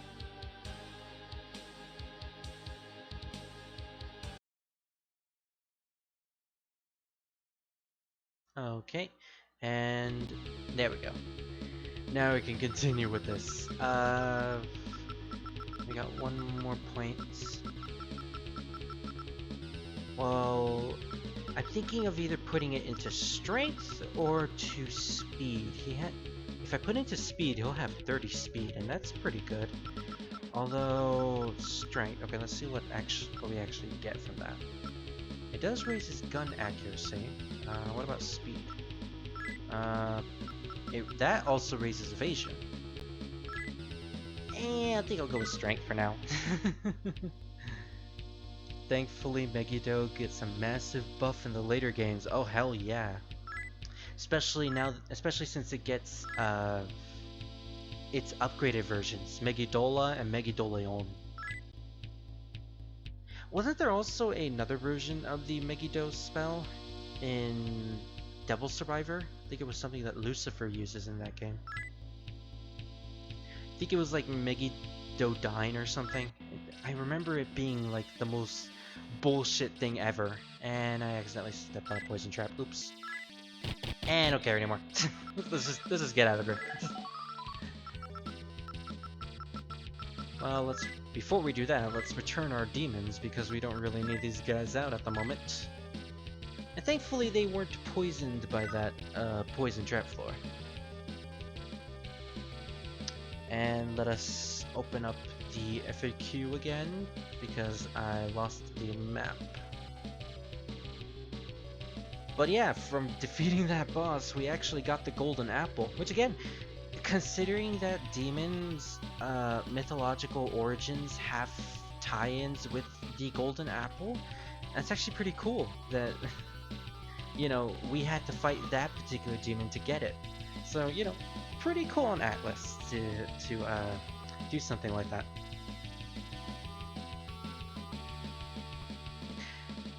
I'm also looking at the boss's strategies, and apparently he had nothing but physical attacks. So, just imagine what would happen if we had if we had Tetrakarn, he wouldn't be able to touch us.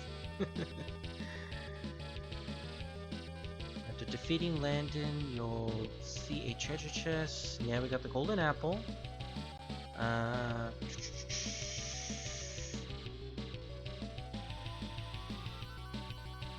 Okay, so here's what it is. There are 2 other floors in Ueno. That is the 2nd floor, and I guess there's also a 3rd floor. But apparently the only things that are in those floors are rubies, which I don't need whatsoever. But you also come back here for your Chaos Alignment, which we're also not, so there's pretty much no point in going to the 2nd floor whatsoever. So, I guess that means we're done with the Ueno, which means we can just do this. Well, first I want to heal the poison real quick. Yeah, poison is a bitch in this game, especially if you don't have any poison cures. Thankfully, Snow here has Poison Moody, so she can basically always heal poison. But you know, at the beginning of the game, poison was like a death sentence to us. Transport. And if I'm right, this will transport us back to the beginning of Ueno. Sweet. So yeah, I think that's pretty much it for this place. All we really need to do is just head back to the world map. And we can head to yet the next dungeon. We actually got through 2 dungeons in this session. You know, that's pretty good progress, in my opinion. Megidola Dine. I fucking love that name. It's like a combination of Megidoleon and Megidola. Megidola and a Dine spell. That's like, so that basically hits everyone, but it's even stronger than Megidoleon. That's amazing.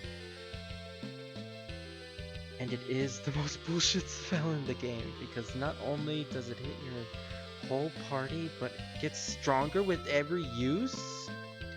Okay, that is bullshit. That is definitely bullshit. Question, what route do you actually fight Lucifer in Devil Survivor? Because if it's any route, or if it's a route I'm probably going to, or if it's a particular route, then I'm probably going to go with that one, because I genuinely want to see exactly how terrible this particular spell really is. Oh yeah, and I don't have a stoma. Actually, considering I didn't have a stoma, that it took a really long time to get hit by a random encounter. It's pretty surprising.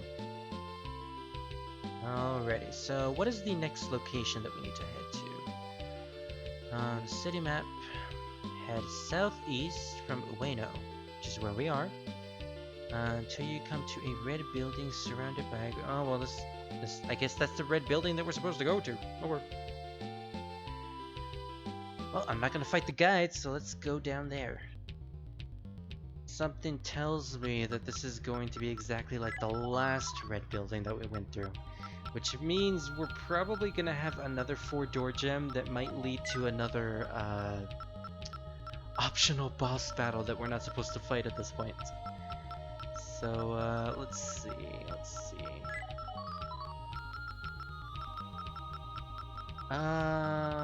What was I doing? Oh yeah. I wanted to summon Salamander, yeah. There we go. So we can start using his stoma again. The best thing about a stoma in this game is that it doesn't is that unlike most games, it doesn't repel encounters that are lower level than you. It literally repels every single encounter, like every single one, even if the demons are higher level than you. That is actually pretty cool, and I applaud Shin Megami Tensei 1 for doing that.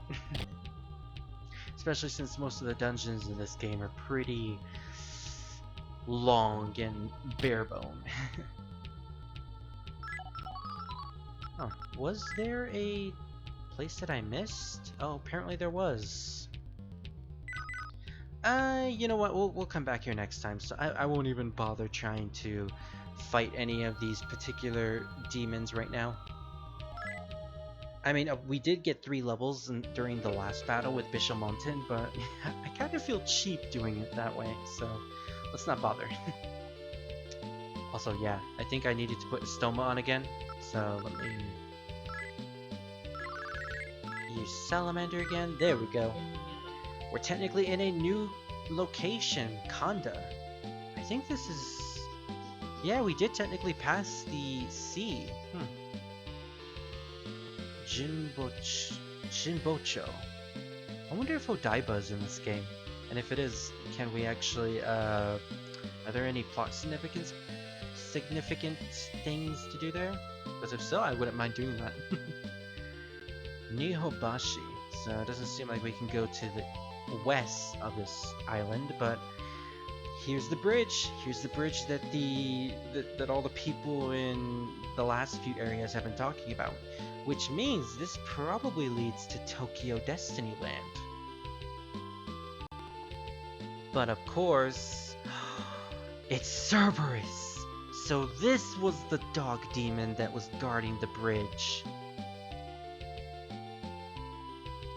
So if you guys remember, well, might remember, at the beginning of the game, we had our dog fused with the demon, which resulted in it becoming a Cerberus, who then got lost after using the first terminal that we encountered. Something tells me that this might be the exact same Cerberus. Only one way to find out. The golden apple gave off a burst of light. Cerberus returned to his senses. Also, Cerberus being a Grecian demon of Grecian origin, makes sense that the golden apple, which is also of Grecian origin, would have some effect on him. So that's pretty cool. Again, I love that Shin Megami Tensei games do this much research with their mythology and such. What am I doing here? You're Margaret! I'm glad to see you're still alive. It is the same Cerberus! It's Pascal the doggo! He's alive! He survived the nuclear apocalypse just like everybody else we knew! Literally the only one who actually died from the nuclear apocalypse seemed to have just been Goto. Oh wait, didn't we actually kill Goto in this run? I think we did. Okay, yeah, so Goto was already dead at that point. The last thing I remember clearly is getting teleported by the strange machine. It garbled my senses and I lost my memory this whole time. I think it's been like 60 years, technically. He's been like this for like 60 years. Goddamn. Greece mythology. Is it Greece or Greek? I don't care. I say whatever I want. I wandered around aimlessly for a while, until I finally ended up here as a guard dog for this place. How appropriate, considering in Greek mythology, he is the guard dog of hell. So, wait, does that mean Tokyo Destinyland is hell? Oh, I better hope not. I mean, what does that say about Disney? Because I think Tokyo Destinyland is supposed to be a spoof off of Disney. And there's a specific reason to why I say that, which I'll get into once we get into this dungeon, but if that's the case, then, interesting. Would you be so kind as to let me join you again? Why would we say no? Of course we're gonna let our doggo join us. Very well then. I shall come with you. I am at your service. Cerberus joined the party. Yay! We got our doggo back. Oh, happy day! And I believe he is technically a demon in our comp, so let's check him out actually. If you guys remember, in the beginning of the game, we could actually summon Cerberus. But he was level 43 at the beginning of the game, which is why you would want to make him, considering he would make the particular boss that you fought with him a cakewalk. But yeah, at this point he's kind of weak when you really think about it. It's level 43 at a point in the game where we're like level 50s and 60s and stuff like that. I mean, I'm happy that we have our doggo back, but you know, probably just gonna use him as fusion fodder. Don't tell him that. And here it is, TDL Tokyo Destinyland. Look, it even looks like a castle. Yeah, this is totally a spoof off of Disney. It's even pink! Love it. Oh, if only it had its own theme song, I would have loved that. Then again, what kind of theme song would Tokyo Destinyland have? I have no idea. But apparently this is a place controlled by the Gaians, so it would make sense that there is a Gaian church here. And the map of this place is fucking huge. In fact, it's so huge that the floors 2, 3, and 4 are all in one JPEG, which means I can barely see shit in these maps. I'm gonna have to scroll when I get to floor 2. That's gonna be unfortunate. But yeah, this first floor is actually pretty huge with a bunch of weird looking puzzles. Interesting. Well, first things first, we should probably access this terminal right here. Save. And yeah. Just in case we need to use another traport, this is where it will take us. So there we go. Totally not Disneyland, I know, right? Oh yeah, we should also use our Estoma considering these things. These are the things that caused my game over. I want to kill them, but I don't think I'll be able to. Oh my god, these things take such a beating! Even the Kagutsuchi didn't do much to them. Well, thankfully they're using Miragi Dine, so... or Miragiao, so it doesn't affect Salamander. And yeah, we actually did take care of them. Okay, maybe it is best to have Salamander out for now. But we should definitely put on an Estoma. We don't want to see those things again. You can fight Lucifer on any route except the Yuzu route in Double Survivor Overclock. I say Overclock because the original DS does not have New Game Plus, which is required to fight him in the first place. Oh man, I was gonna play the DS version because I can't play any 3DS games on live streams. And yeah, I was planning on live streaming Devil Survivor. I'll probably look forward to that whenever I get Devil Survivor Overclock. Who knows? Maybe in the distant future, I'll decide to play Overclock. Who knows? Who knows? But I guess no Megidolodyne for me. Chaos Hero. Oh, this is Lobo, and they're calling him the Chaos Hero for some reason. Oh yeah, because this is the point of the game where things are starting to enter into the alignment war. The war between the Gaians and the Messians are finally starting, and Lobo here is on the side of the Gaians now. So, see how this is gonna turn out, guys? Yeah, it's not gonna be pretty. Hey there, Oh wait, I gave him an edgy voice, didn't I? Hey there, Mogrim. Long time no see. I joined up with the forces of chaos, and I'm fighting with them to crush the sinister plans of God. You also seem to have a partner with you. Well, she kind of looks like a magician now that I look at her. She kind of looks like what's her name? Zatanna from DC? I think that's her name. Yeah, she kind of looks like Zatanna if she wore a red cape or anything like that. Oh yeah, I got myself a partner too. Her name is Ray. I'm gonna call her Ray. Ray, not Ray Rayho, just Ray. Okay, maybe I'll just call it Ray. Ray, this is my friend Margaret. The girl says nothing but smiles at you. That's not creepy at all. Okay, now they're calling him Lobo. Margaret, look at yourself. Look at what you're doing. Do you really believe that you're doing the right thing? Can you answer me? As much as... Of course I can't answer you. I'm the silent protagonist. As much as I'm sure you'd like to believe otherwise, you're doing exactly the same as I am.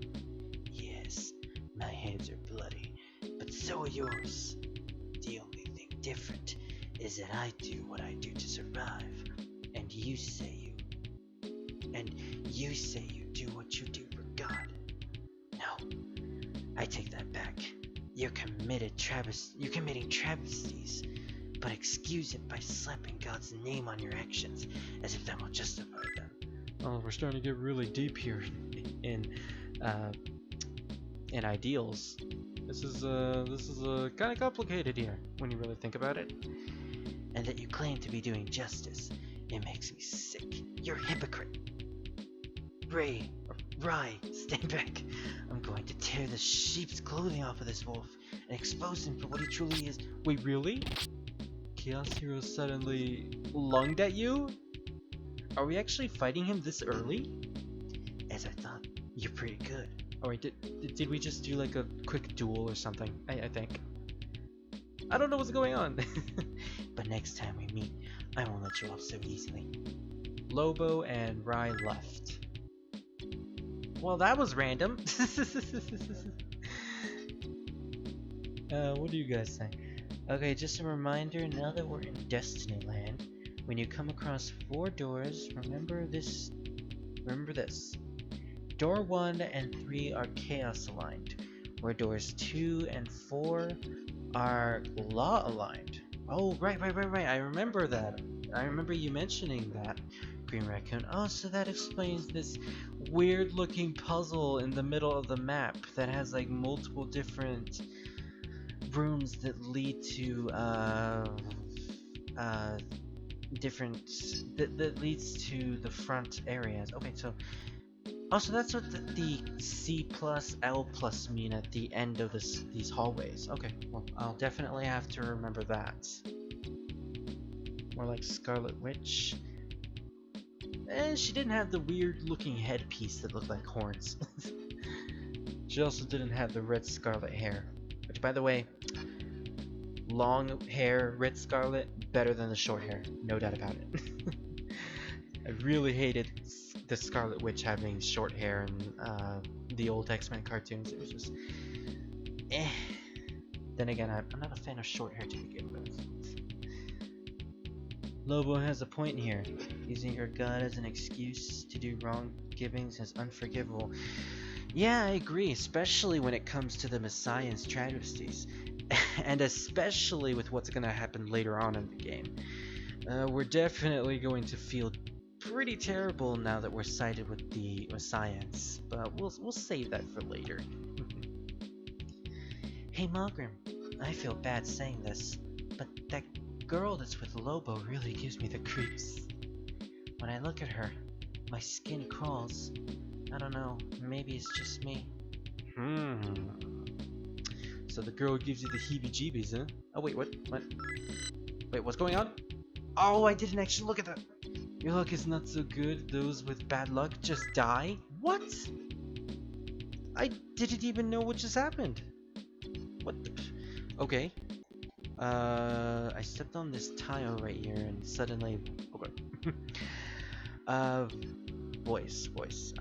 Let me just take a drink of my water real quick because my voice is killing me.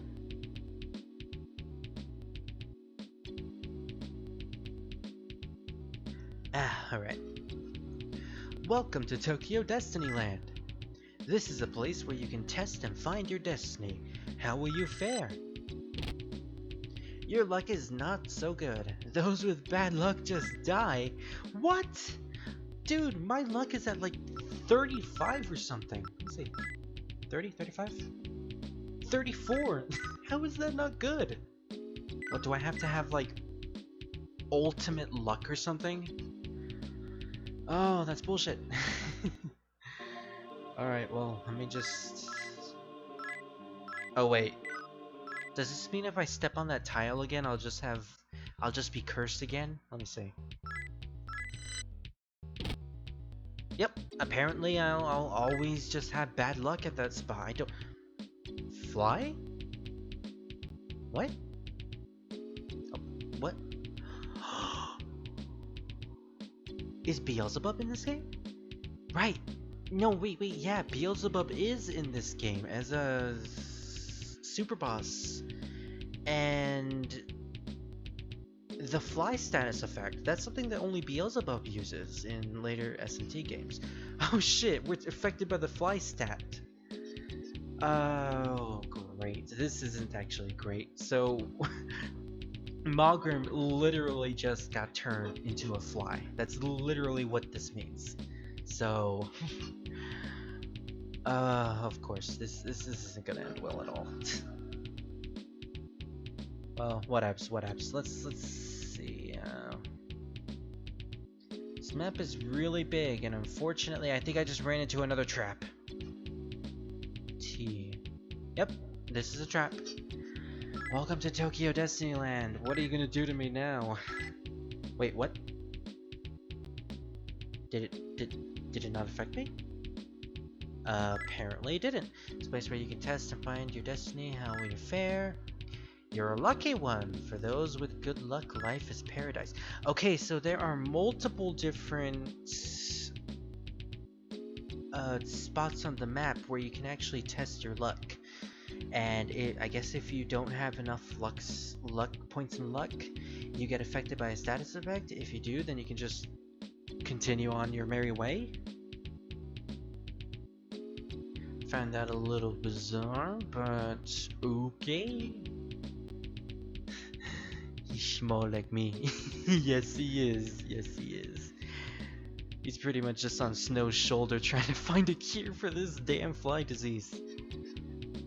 Or just waiting for the sweet embrace of death, which will probably happen first. Ugh. How am I gonna cure this? I don't know how I'm going to cure this. Snow, do you have something that can cure this?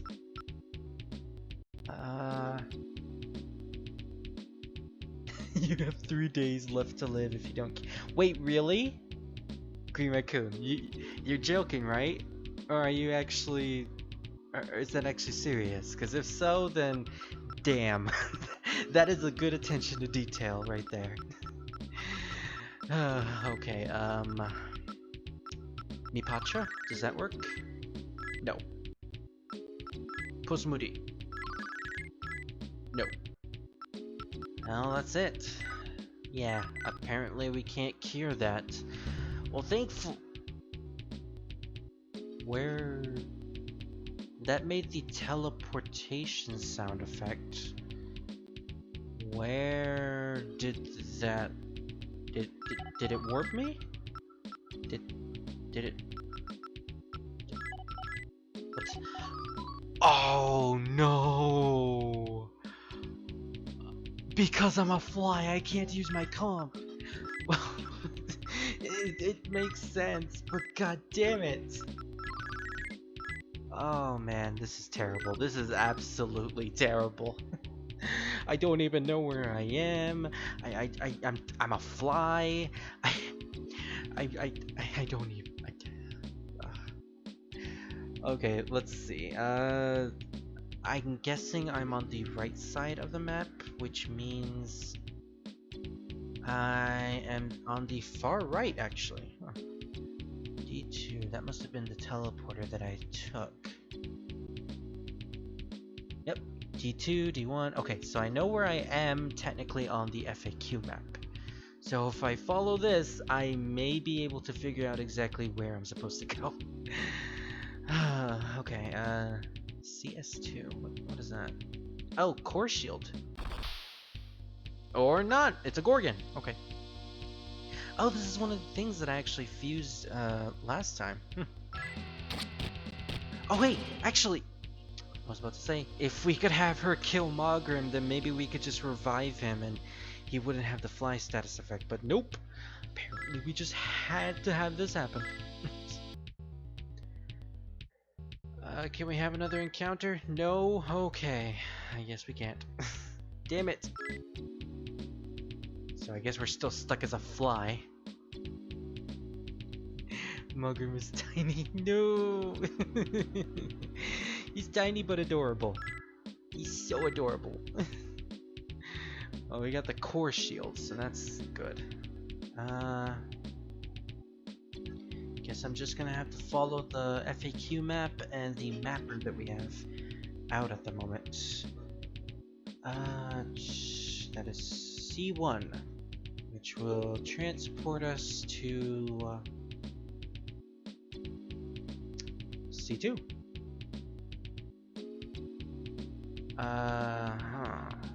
And where is C2? Oh, all the way up there on the far left. No big deal. Let's actually go back here. Are there any items that I need to get here? Because if there is, then I might as well get them. An alignment minigame. Oh, I could play the minigame whenever I want.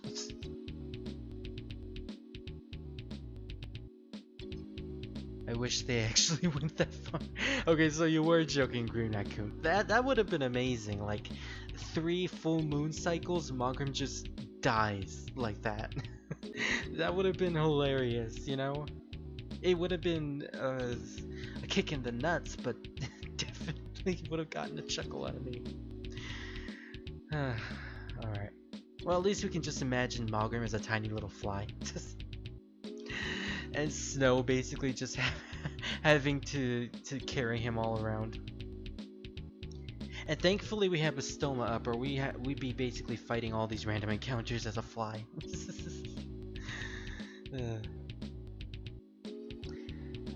Trapped treasure. There's trapped treasures here, of course.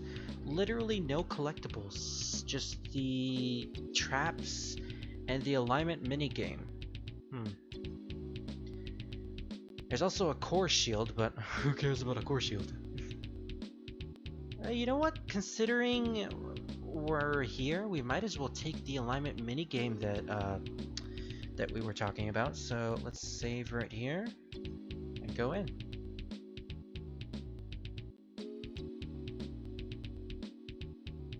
You're pretty fly for a white guy. He's Japanese. Come on, come all.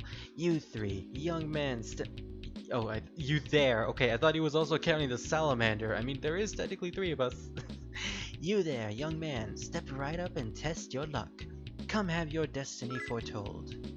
Pick your path through the network of rooms we've got here, and you will be led to your destiny. What will it be? Well now, that's up to you. It will be interesting to see how things turn out. It costs 5,000 Maka to enter. Okay, I can spare 5,000. Alright then, just go through the door. There are 4 doors to enter the ride. Pick whichever you like. Alright, well here we are. Okay, so these are the 4 doors that we need to go through, and apparently at the end our alignment will be chosen, and it will give us a large boost in alignment points. So either we get a large boost in chaos points or a large boost in law points. Well, obviously we want to go with the law, considering we're at this point I am positive that we're all just aiming for the law ending. It's pretty much impossible to get the chaos ending at this point. And I guess it technically is still possible to get the neutral ending, but screw it, I want to get the law ending. I want to see just how far the Messiahs can go with all this. How your flight, a Japanese fly, there's a difference. Let me see. So yeah, like Green Raccoon said, the first and third doors lead to chaos, third and fourth lead to law.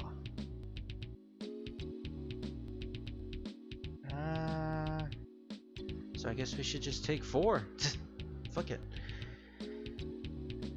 Oh, this is also kind of like a maze, so you can technically go through multiple different doors and basically just try to find your way out.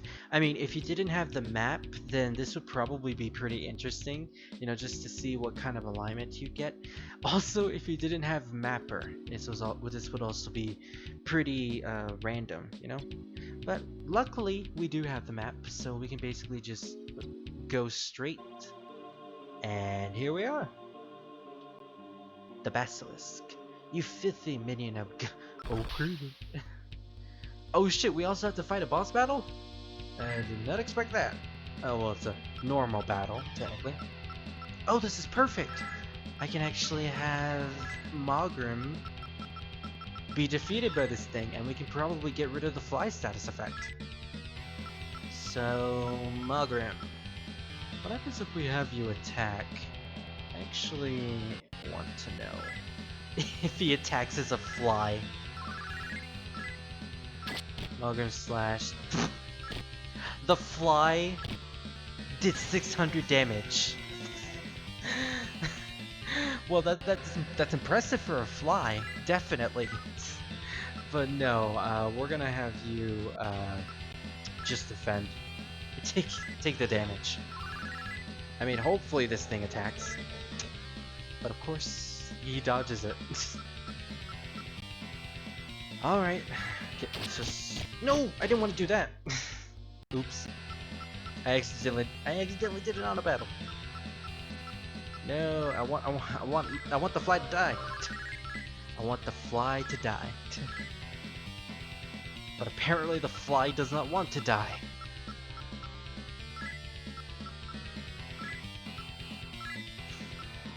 It's basically me trying to look for a fly in my house every time. I just can't find that damn fly. No, why do I keep using auto battle? We're gonna get this fly to die, damn it. No? No, okay. I have to try that again. They really aren't able to attack this fly. And for some reason I keep just using auto battle. Actually, is there any reason? Are there any repercussions for having the fly status effect? What does the fly status effect even do again? I thought it lowered the character's defense to 0, which means just one hit would just automatically kill them because they're a fly, obviously. But I'm starting to question that, considering these things just can't hit Mogrim. What the hell does the fly status effect even do? Maybe it's something special? I could look it up, but chances are there's probably going to be no information about it. Let's try this one more time. Yeah, screw it, let's just auto battle. And let me look up the SMT wiki, just to figure out exactly what this fly status effect does. SMT fly. No, not flight. Tiny but mighty. Oh, you would know, Arsenal, you would know. Oh, we got a sword from that. Too bad we don't need another sword. Is he flying? Yeah, that would probably explain it. Alright, well, I think that's it. I think we got alignment points in Law, which means we're technically closer to the Law route than we are in the Chaos route, so that's good. I think we could play this minigame multiple times, but I believe there is a limit to it. So, according to the guide, there is a limit, but it doesn't actually say how much there is. That's unfortunate. But oh well. I'm still trying to look for that fly status effect, but there's really nothing about it here. Maybe if I look up Beelzebub's moveset, it'll actually tell me what exactly fly does. Beelzebub, okay. And while we're doing that, I might as well go here to the right.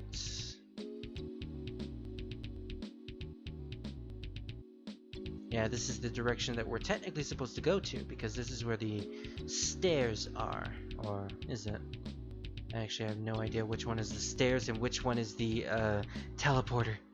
Oh wait, I can literally just look at the rooms like this. Stairs? No. Stairs? No. You the stairs? No.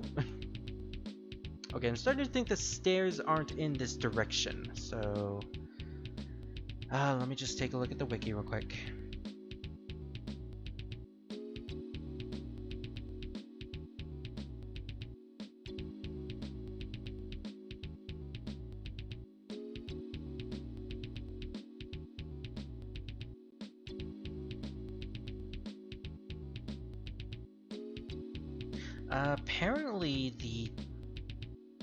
Apparently Beelzebub in this game doesn't actually inflict the fly status effect on you. I would have thought he did, considering that is what he's known to do in most games. That's what he's known to do in S&T Nocturne.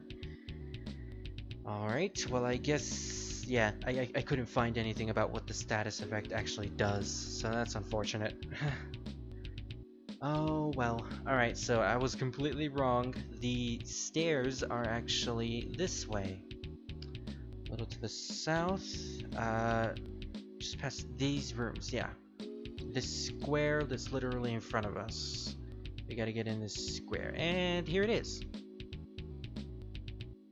Alright, so let's continue with this place, and get out of here.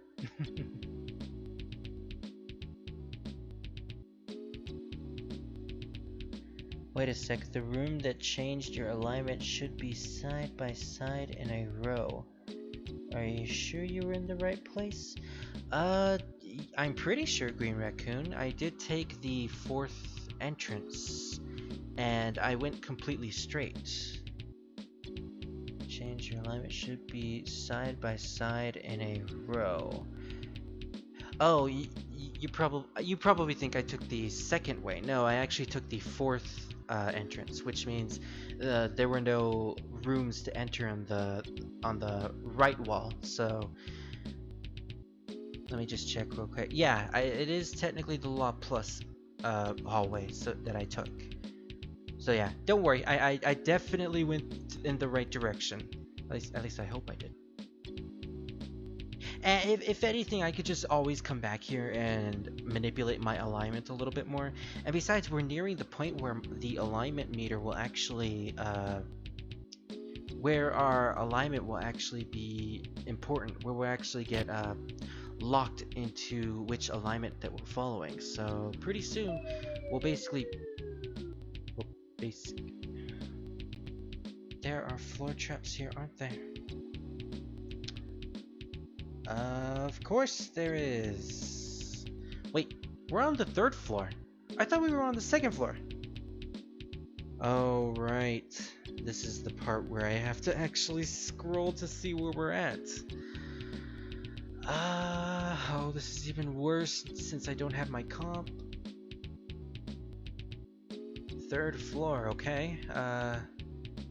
Seriously, I have no idea where we're at right now. Okay, I can follow it slightly. So we fell through the A-hole. I know what I just said. Okay. And here comes the asshole jokes. And as soon as we walk on this part, we're gonna get a luck test. Nothing we can do about this. You're a lucky one. Alright, so we didn't get inflicted with a status effect. And actually, in this room, we get a luck incense. Okay, so this place has about 10 luck incenses that you can get, which is 10 points into your luck incenses. Which is, you know, amazing, and which is kind of why I didn't bother raising any more of Magrim's luck stat, because, you know, we're gonna get 10 plus luck incenses. Well, no, 9 technically. And as we look at his stats, yeah, he's pretty much near the point of maxing it out. Which means we probably didn't really need to raise his luck stat to as high as we did with level up bonuses. We could have just waited until we got here to Tokyo Destinyland, but I didn't know at the time. So unfortunately, some of those level up points were a bit wasted, but you know, oh well. So we need to go down here for another teleportation part to to go down to B. Now we're on the 4th floor with B, and it's actually pretty simple, just one way. Okay. We go up here, and there's another luck incense. Yeah, we're gonna get a lot of these throughout this dungeon. Sorry, my video lagged on my end, so I didn't see it. That's fine, Green Raccoon. I understand. So yeah, let's leave. we're gonna basically max out Malgrim's luck at this point. He's gonna be one lucky fly. He's literally 2 fly at this point.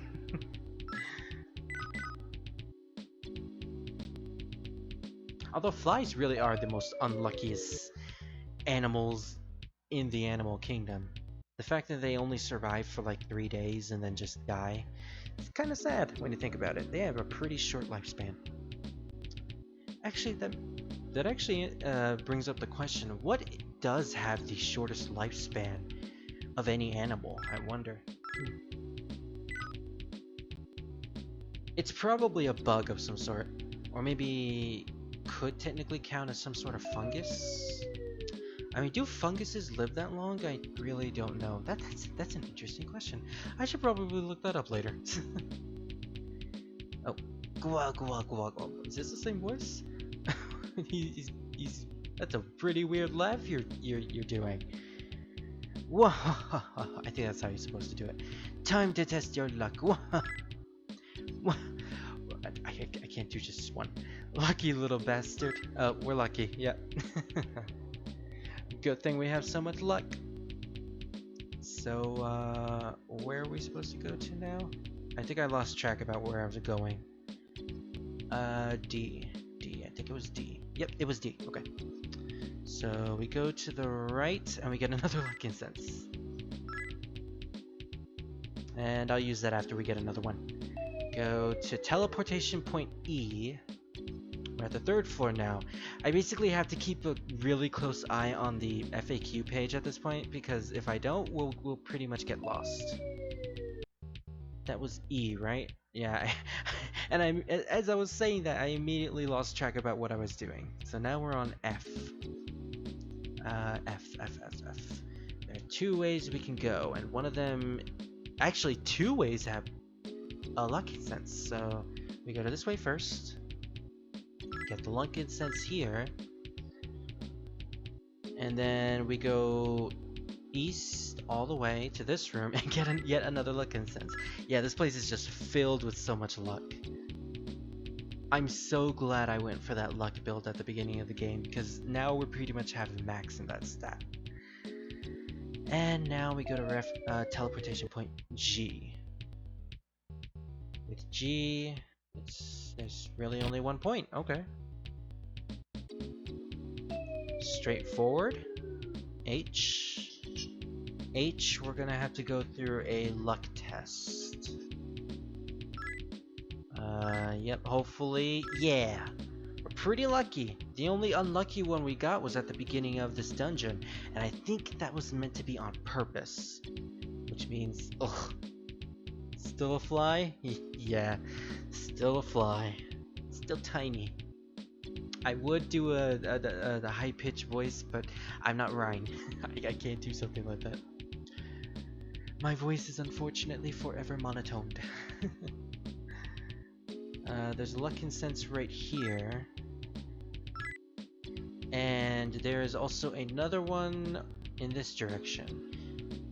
There's a teleportation point I down in this hallway, but I don't know where that leads to. I'll have to take a look at the map after we get this luck incense, because there's another teleportation point just forward from here. Over there, teleportation K. So I guess this means we're gonna have to figure out which teleportation spot we have to go to. So I will lead us to a luck test. DS. What is DS? A devil summoner. Oh, we actually have another battle with the devil summoner. And K will lead us to a luck incense.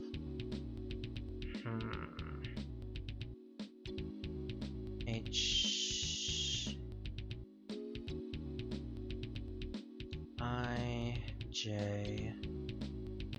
if we go to the Devil Summoner, reference the teleporter that is J will take us to a room that's called VE. What is VE? No, wait, I think that's DE, which means, oh my, okay.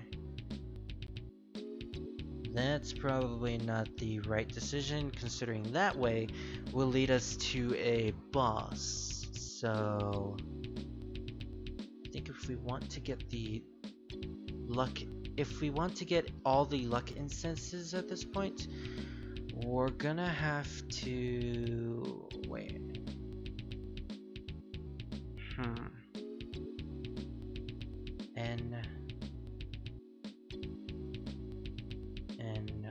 Where does N take us? Okay. It's either I or K. I think we're gonna have to go down K first. So K is this way. Well, just in case I accidentally chose the wrong teleportation spot, let's go down K. Because that will give us a luck incense if we go all the way to the northwest room. Alright, there we go. And now we have two more rooms that we can enter into. We have M and L. L can lead to a hallway with a luck incense. Okay. We're definitely taking that. And if we take M, I think that takes us to an empty room. I don't know what that empty room is. Actually, save states. We can actually see what that empty room houses. On the 4th floor, there's a treasure here. Ooh, I didn't even know this was a thing. It was empty. Okay, so what now? The map or spells. No, I actually. Oh wait, let's actually see what's beyond this way. M. And where are we right now? Oh, that literally just took us back to the location. Okay, so that was basically just a waste of time. I honestly thought the M was just going to lead us to a point where we'd be teleported back to the 1st floor, but no, this is actually back where we took the where we took the M teleporter. Okay. Well, that was honestly just a waste of time.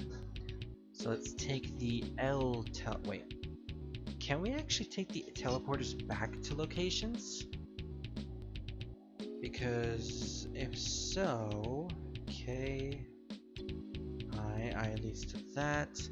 Luck test leads to that. Okay, I may want to continue on with going to the later teleportation points. So let me test it real quick. Yeah, we actually go back through teleporter points. Okay, that's good to know. That's good to know.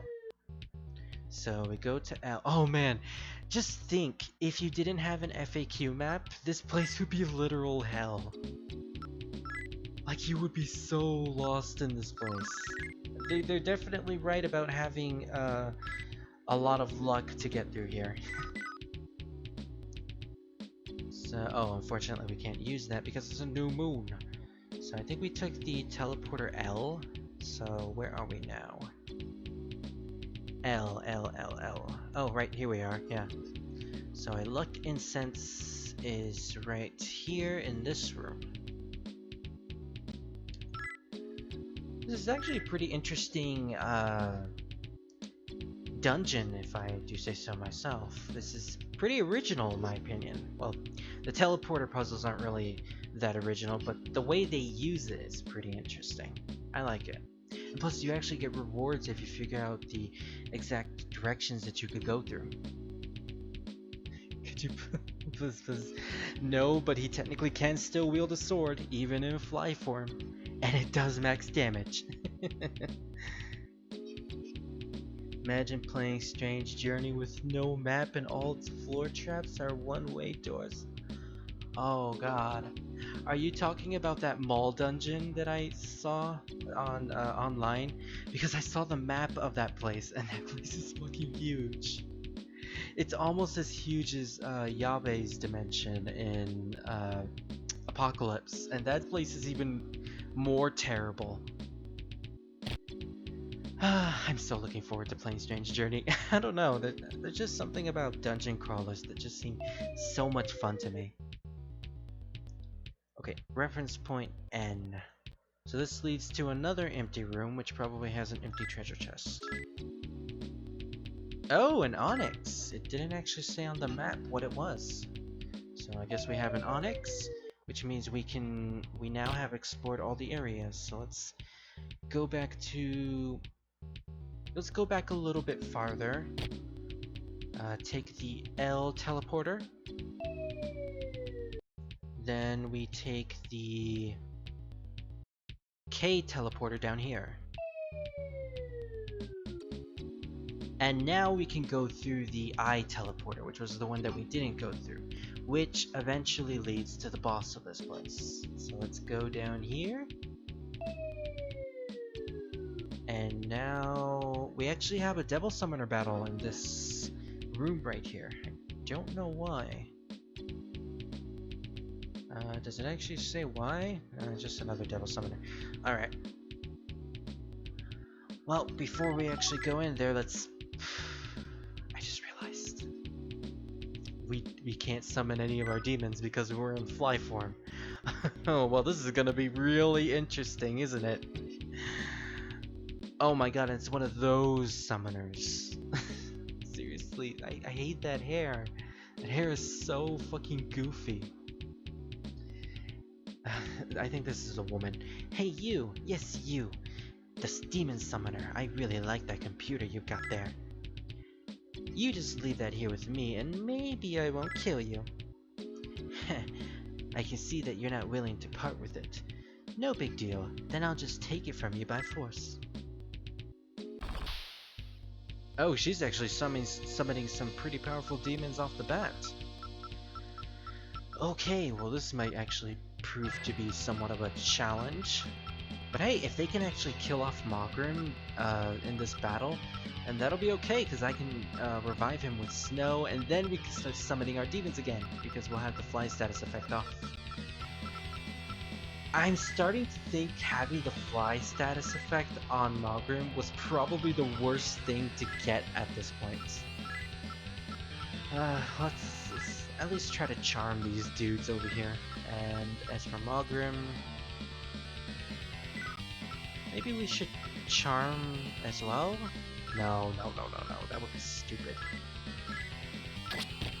Let's just have him do tons of damage like that. Seriously, he's still in fly form, and he's doing this much damage to enemies. That's fucking amazing.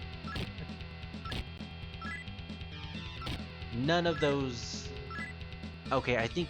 Nope. Literally none of them got charmed. That's unfortunate. And on top of being a fly, Mogrim is also poisoned. Ah, this is just perfect. It's a good thing these guys don't really do that much damage. Okay, so I was wrong. Fly doesn't actually reduce your defense to 0. It's literally just the worst status effect you can get on your main character, because you can't summon any demons after that. I wonder how we're gonna handle the boss of this place if we can't even summon any of our normal demons. Oh, we're probably gonna have to do a retreat after this. The fly effect is the best worst thing. I know, right? It's like, the concept is hilarious because Mogrim is just a fly, but oh, it's so bullshit. I was talking about Strange Journey as a whole. Oh, that game is just full of nothing but dungeons like that. Oh, that's beautiful. That is beautiful. Snow, we're probably just gonna have you on healing duty again. Let's just heal everyone. Mogrim, take out the Batalas. Also, if you like dungeon crawlers, I recommend Eye of the Beholder for the SNES, since it allows you to create your own party, meaning the chat can join. Wait, really? I didn't even know there was a SNES game like that. Ooh, okay.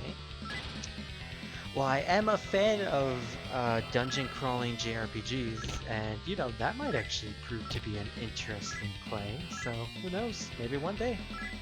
I'll look into it, I'll definitely look into it. We're actually gonna do this. We're actually gonna fight the boss of this place with just our human characters and Salamander.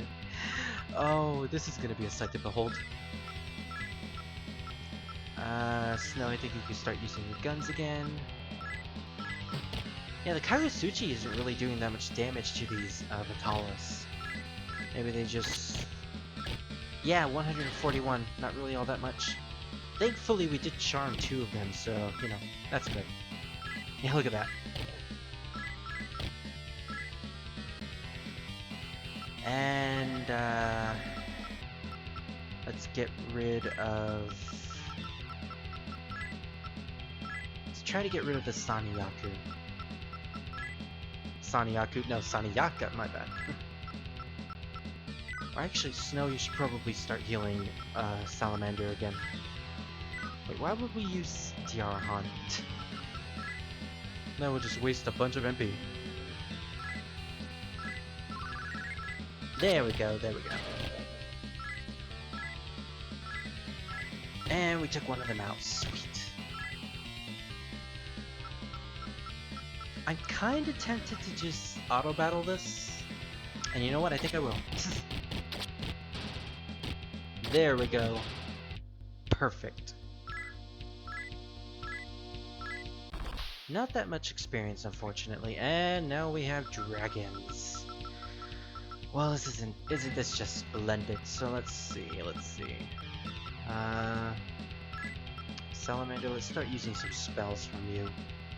I don't know if either of these are going to absorb fire damage, but let's go with the worm. Let's just burn a worm. Why don't we? Medea, just in case. And Malgrim, you just attack.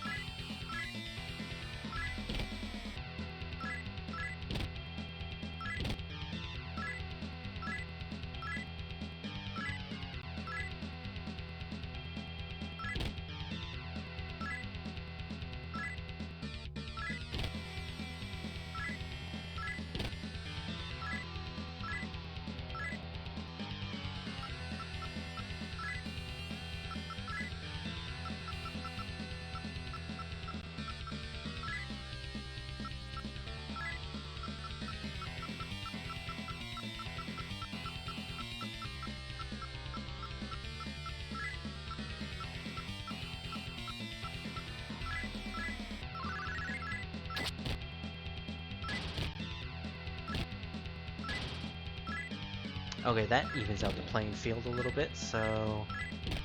This is actually a pretty tough battle now that we don't have any of our demons. It's actually kind of tense.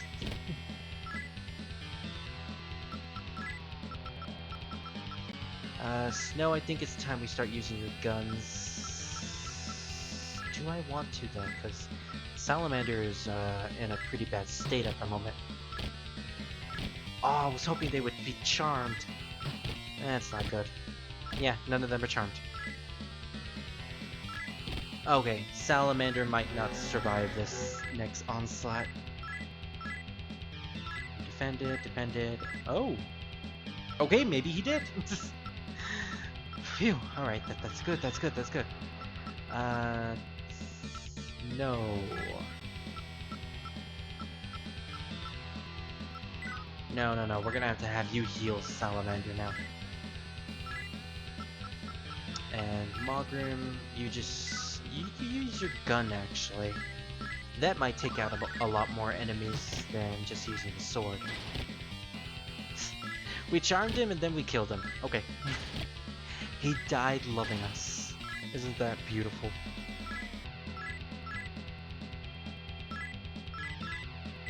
Alright, and I think we could just auto-battle this one. Wait, why do we have Malgrim? Oh right, we have Malgrim set the guns. Oops. Let's have him use his sword now. There we go. Oh, alright, alright. I think we have one. Oh, but we did level up. But I think we also have one more phase after this, so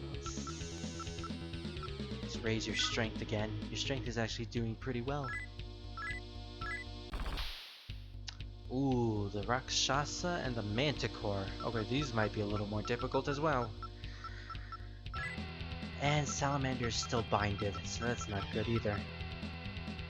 How are we gonna handle this?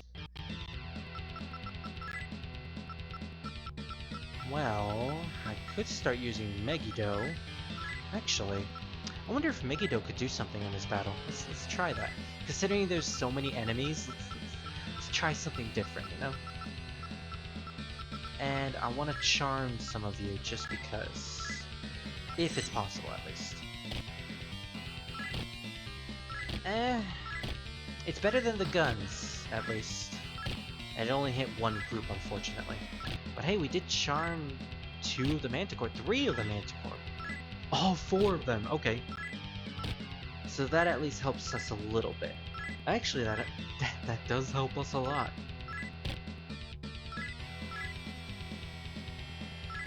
Alright, so if we can actually charm the Rakshasas, then, you know, this battle could be pretty easy. Easier than the last form. I mean, last phase. Like, what the hell was that all about? Snow, you use that on the Rakshasa. And Mogrim, I think it's time... Yeah, let's just take these Rakshasas out. And any ones that do survive, we can just charm them with snow. But unfortunately, they didn't get charmed. I don't know why. Snow's not really having that much luck charming these guys. They seem to only be charmed by Mogrim and his tiny flyness. Yeah, I did say flyness. But I think we can, yeah, we can finally just auto battle this. I do like just auto battle the end. That's amazing. But yeah, I can understand why they would only be charmed by Mogrim, considering he's just a tiny little fly, wielding guns and a giant sword, a giant fire sword, mind you. Demon Summoner. Holy shit, you're tough. I surrender. My remaining demons are yours to command. What? We can actually... Vritra? She's actually just giving us a Vritra? Why would I say no? I am Dragon Vritra. I am at your service. Oh sweet, we got a dragon! Well, I honestly didn't expect that. Okay, so what the hell are you on about? No, not you, Virtue. Not you. I actually like you. There you are, Vritra.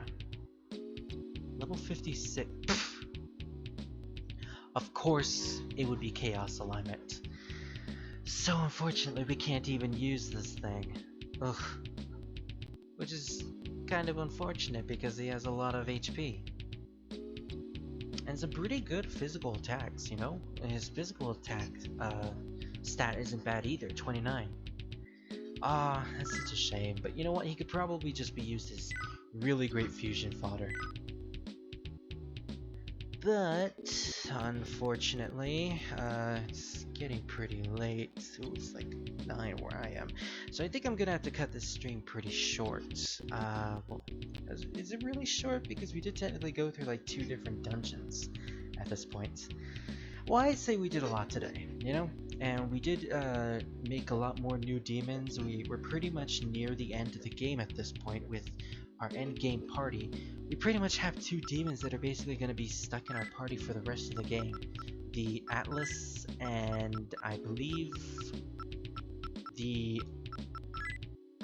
No, it's just pretty much the Atlus. Oh, well, the Yaksha is going to be used as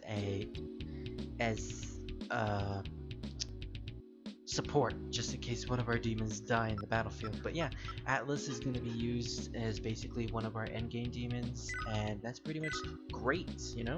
Because he's a really great one. So... 903 what?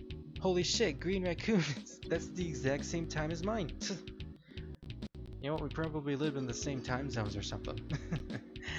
But yeah, oh, probably shouldn't go probably shouldn't go there yet. I'm gonna save that for next part. But yeah, I think this is a great place to call it an end. This has been Spirit RoseWolf, and you know what? I'll see you guys next time for Shin Megami Tensei 1, where we'll probably get through this horrible dungeon and probably cure Malgrim of his horrible fly disease. See you next time, guys.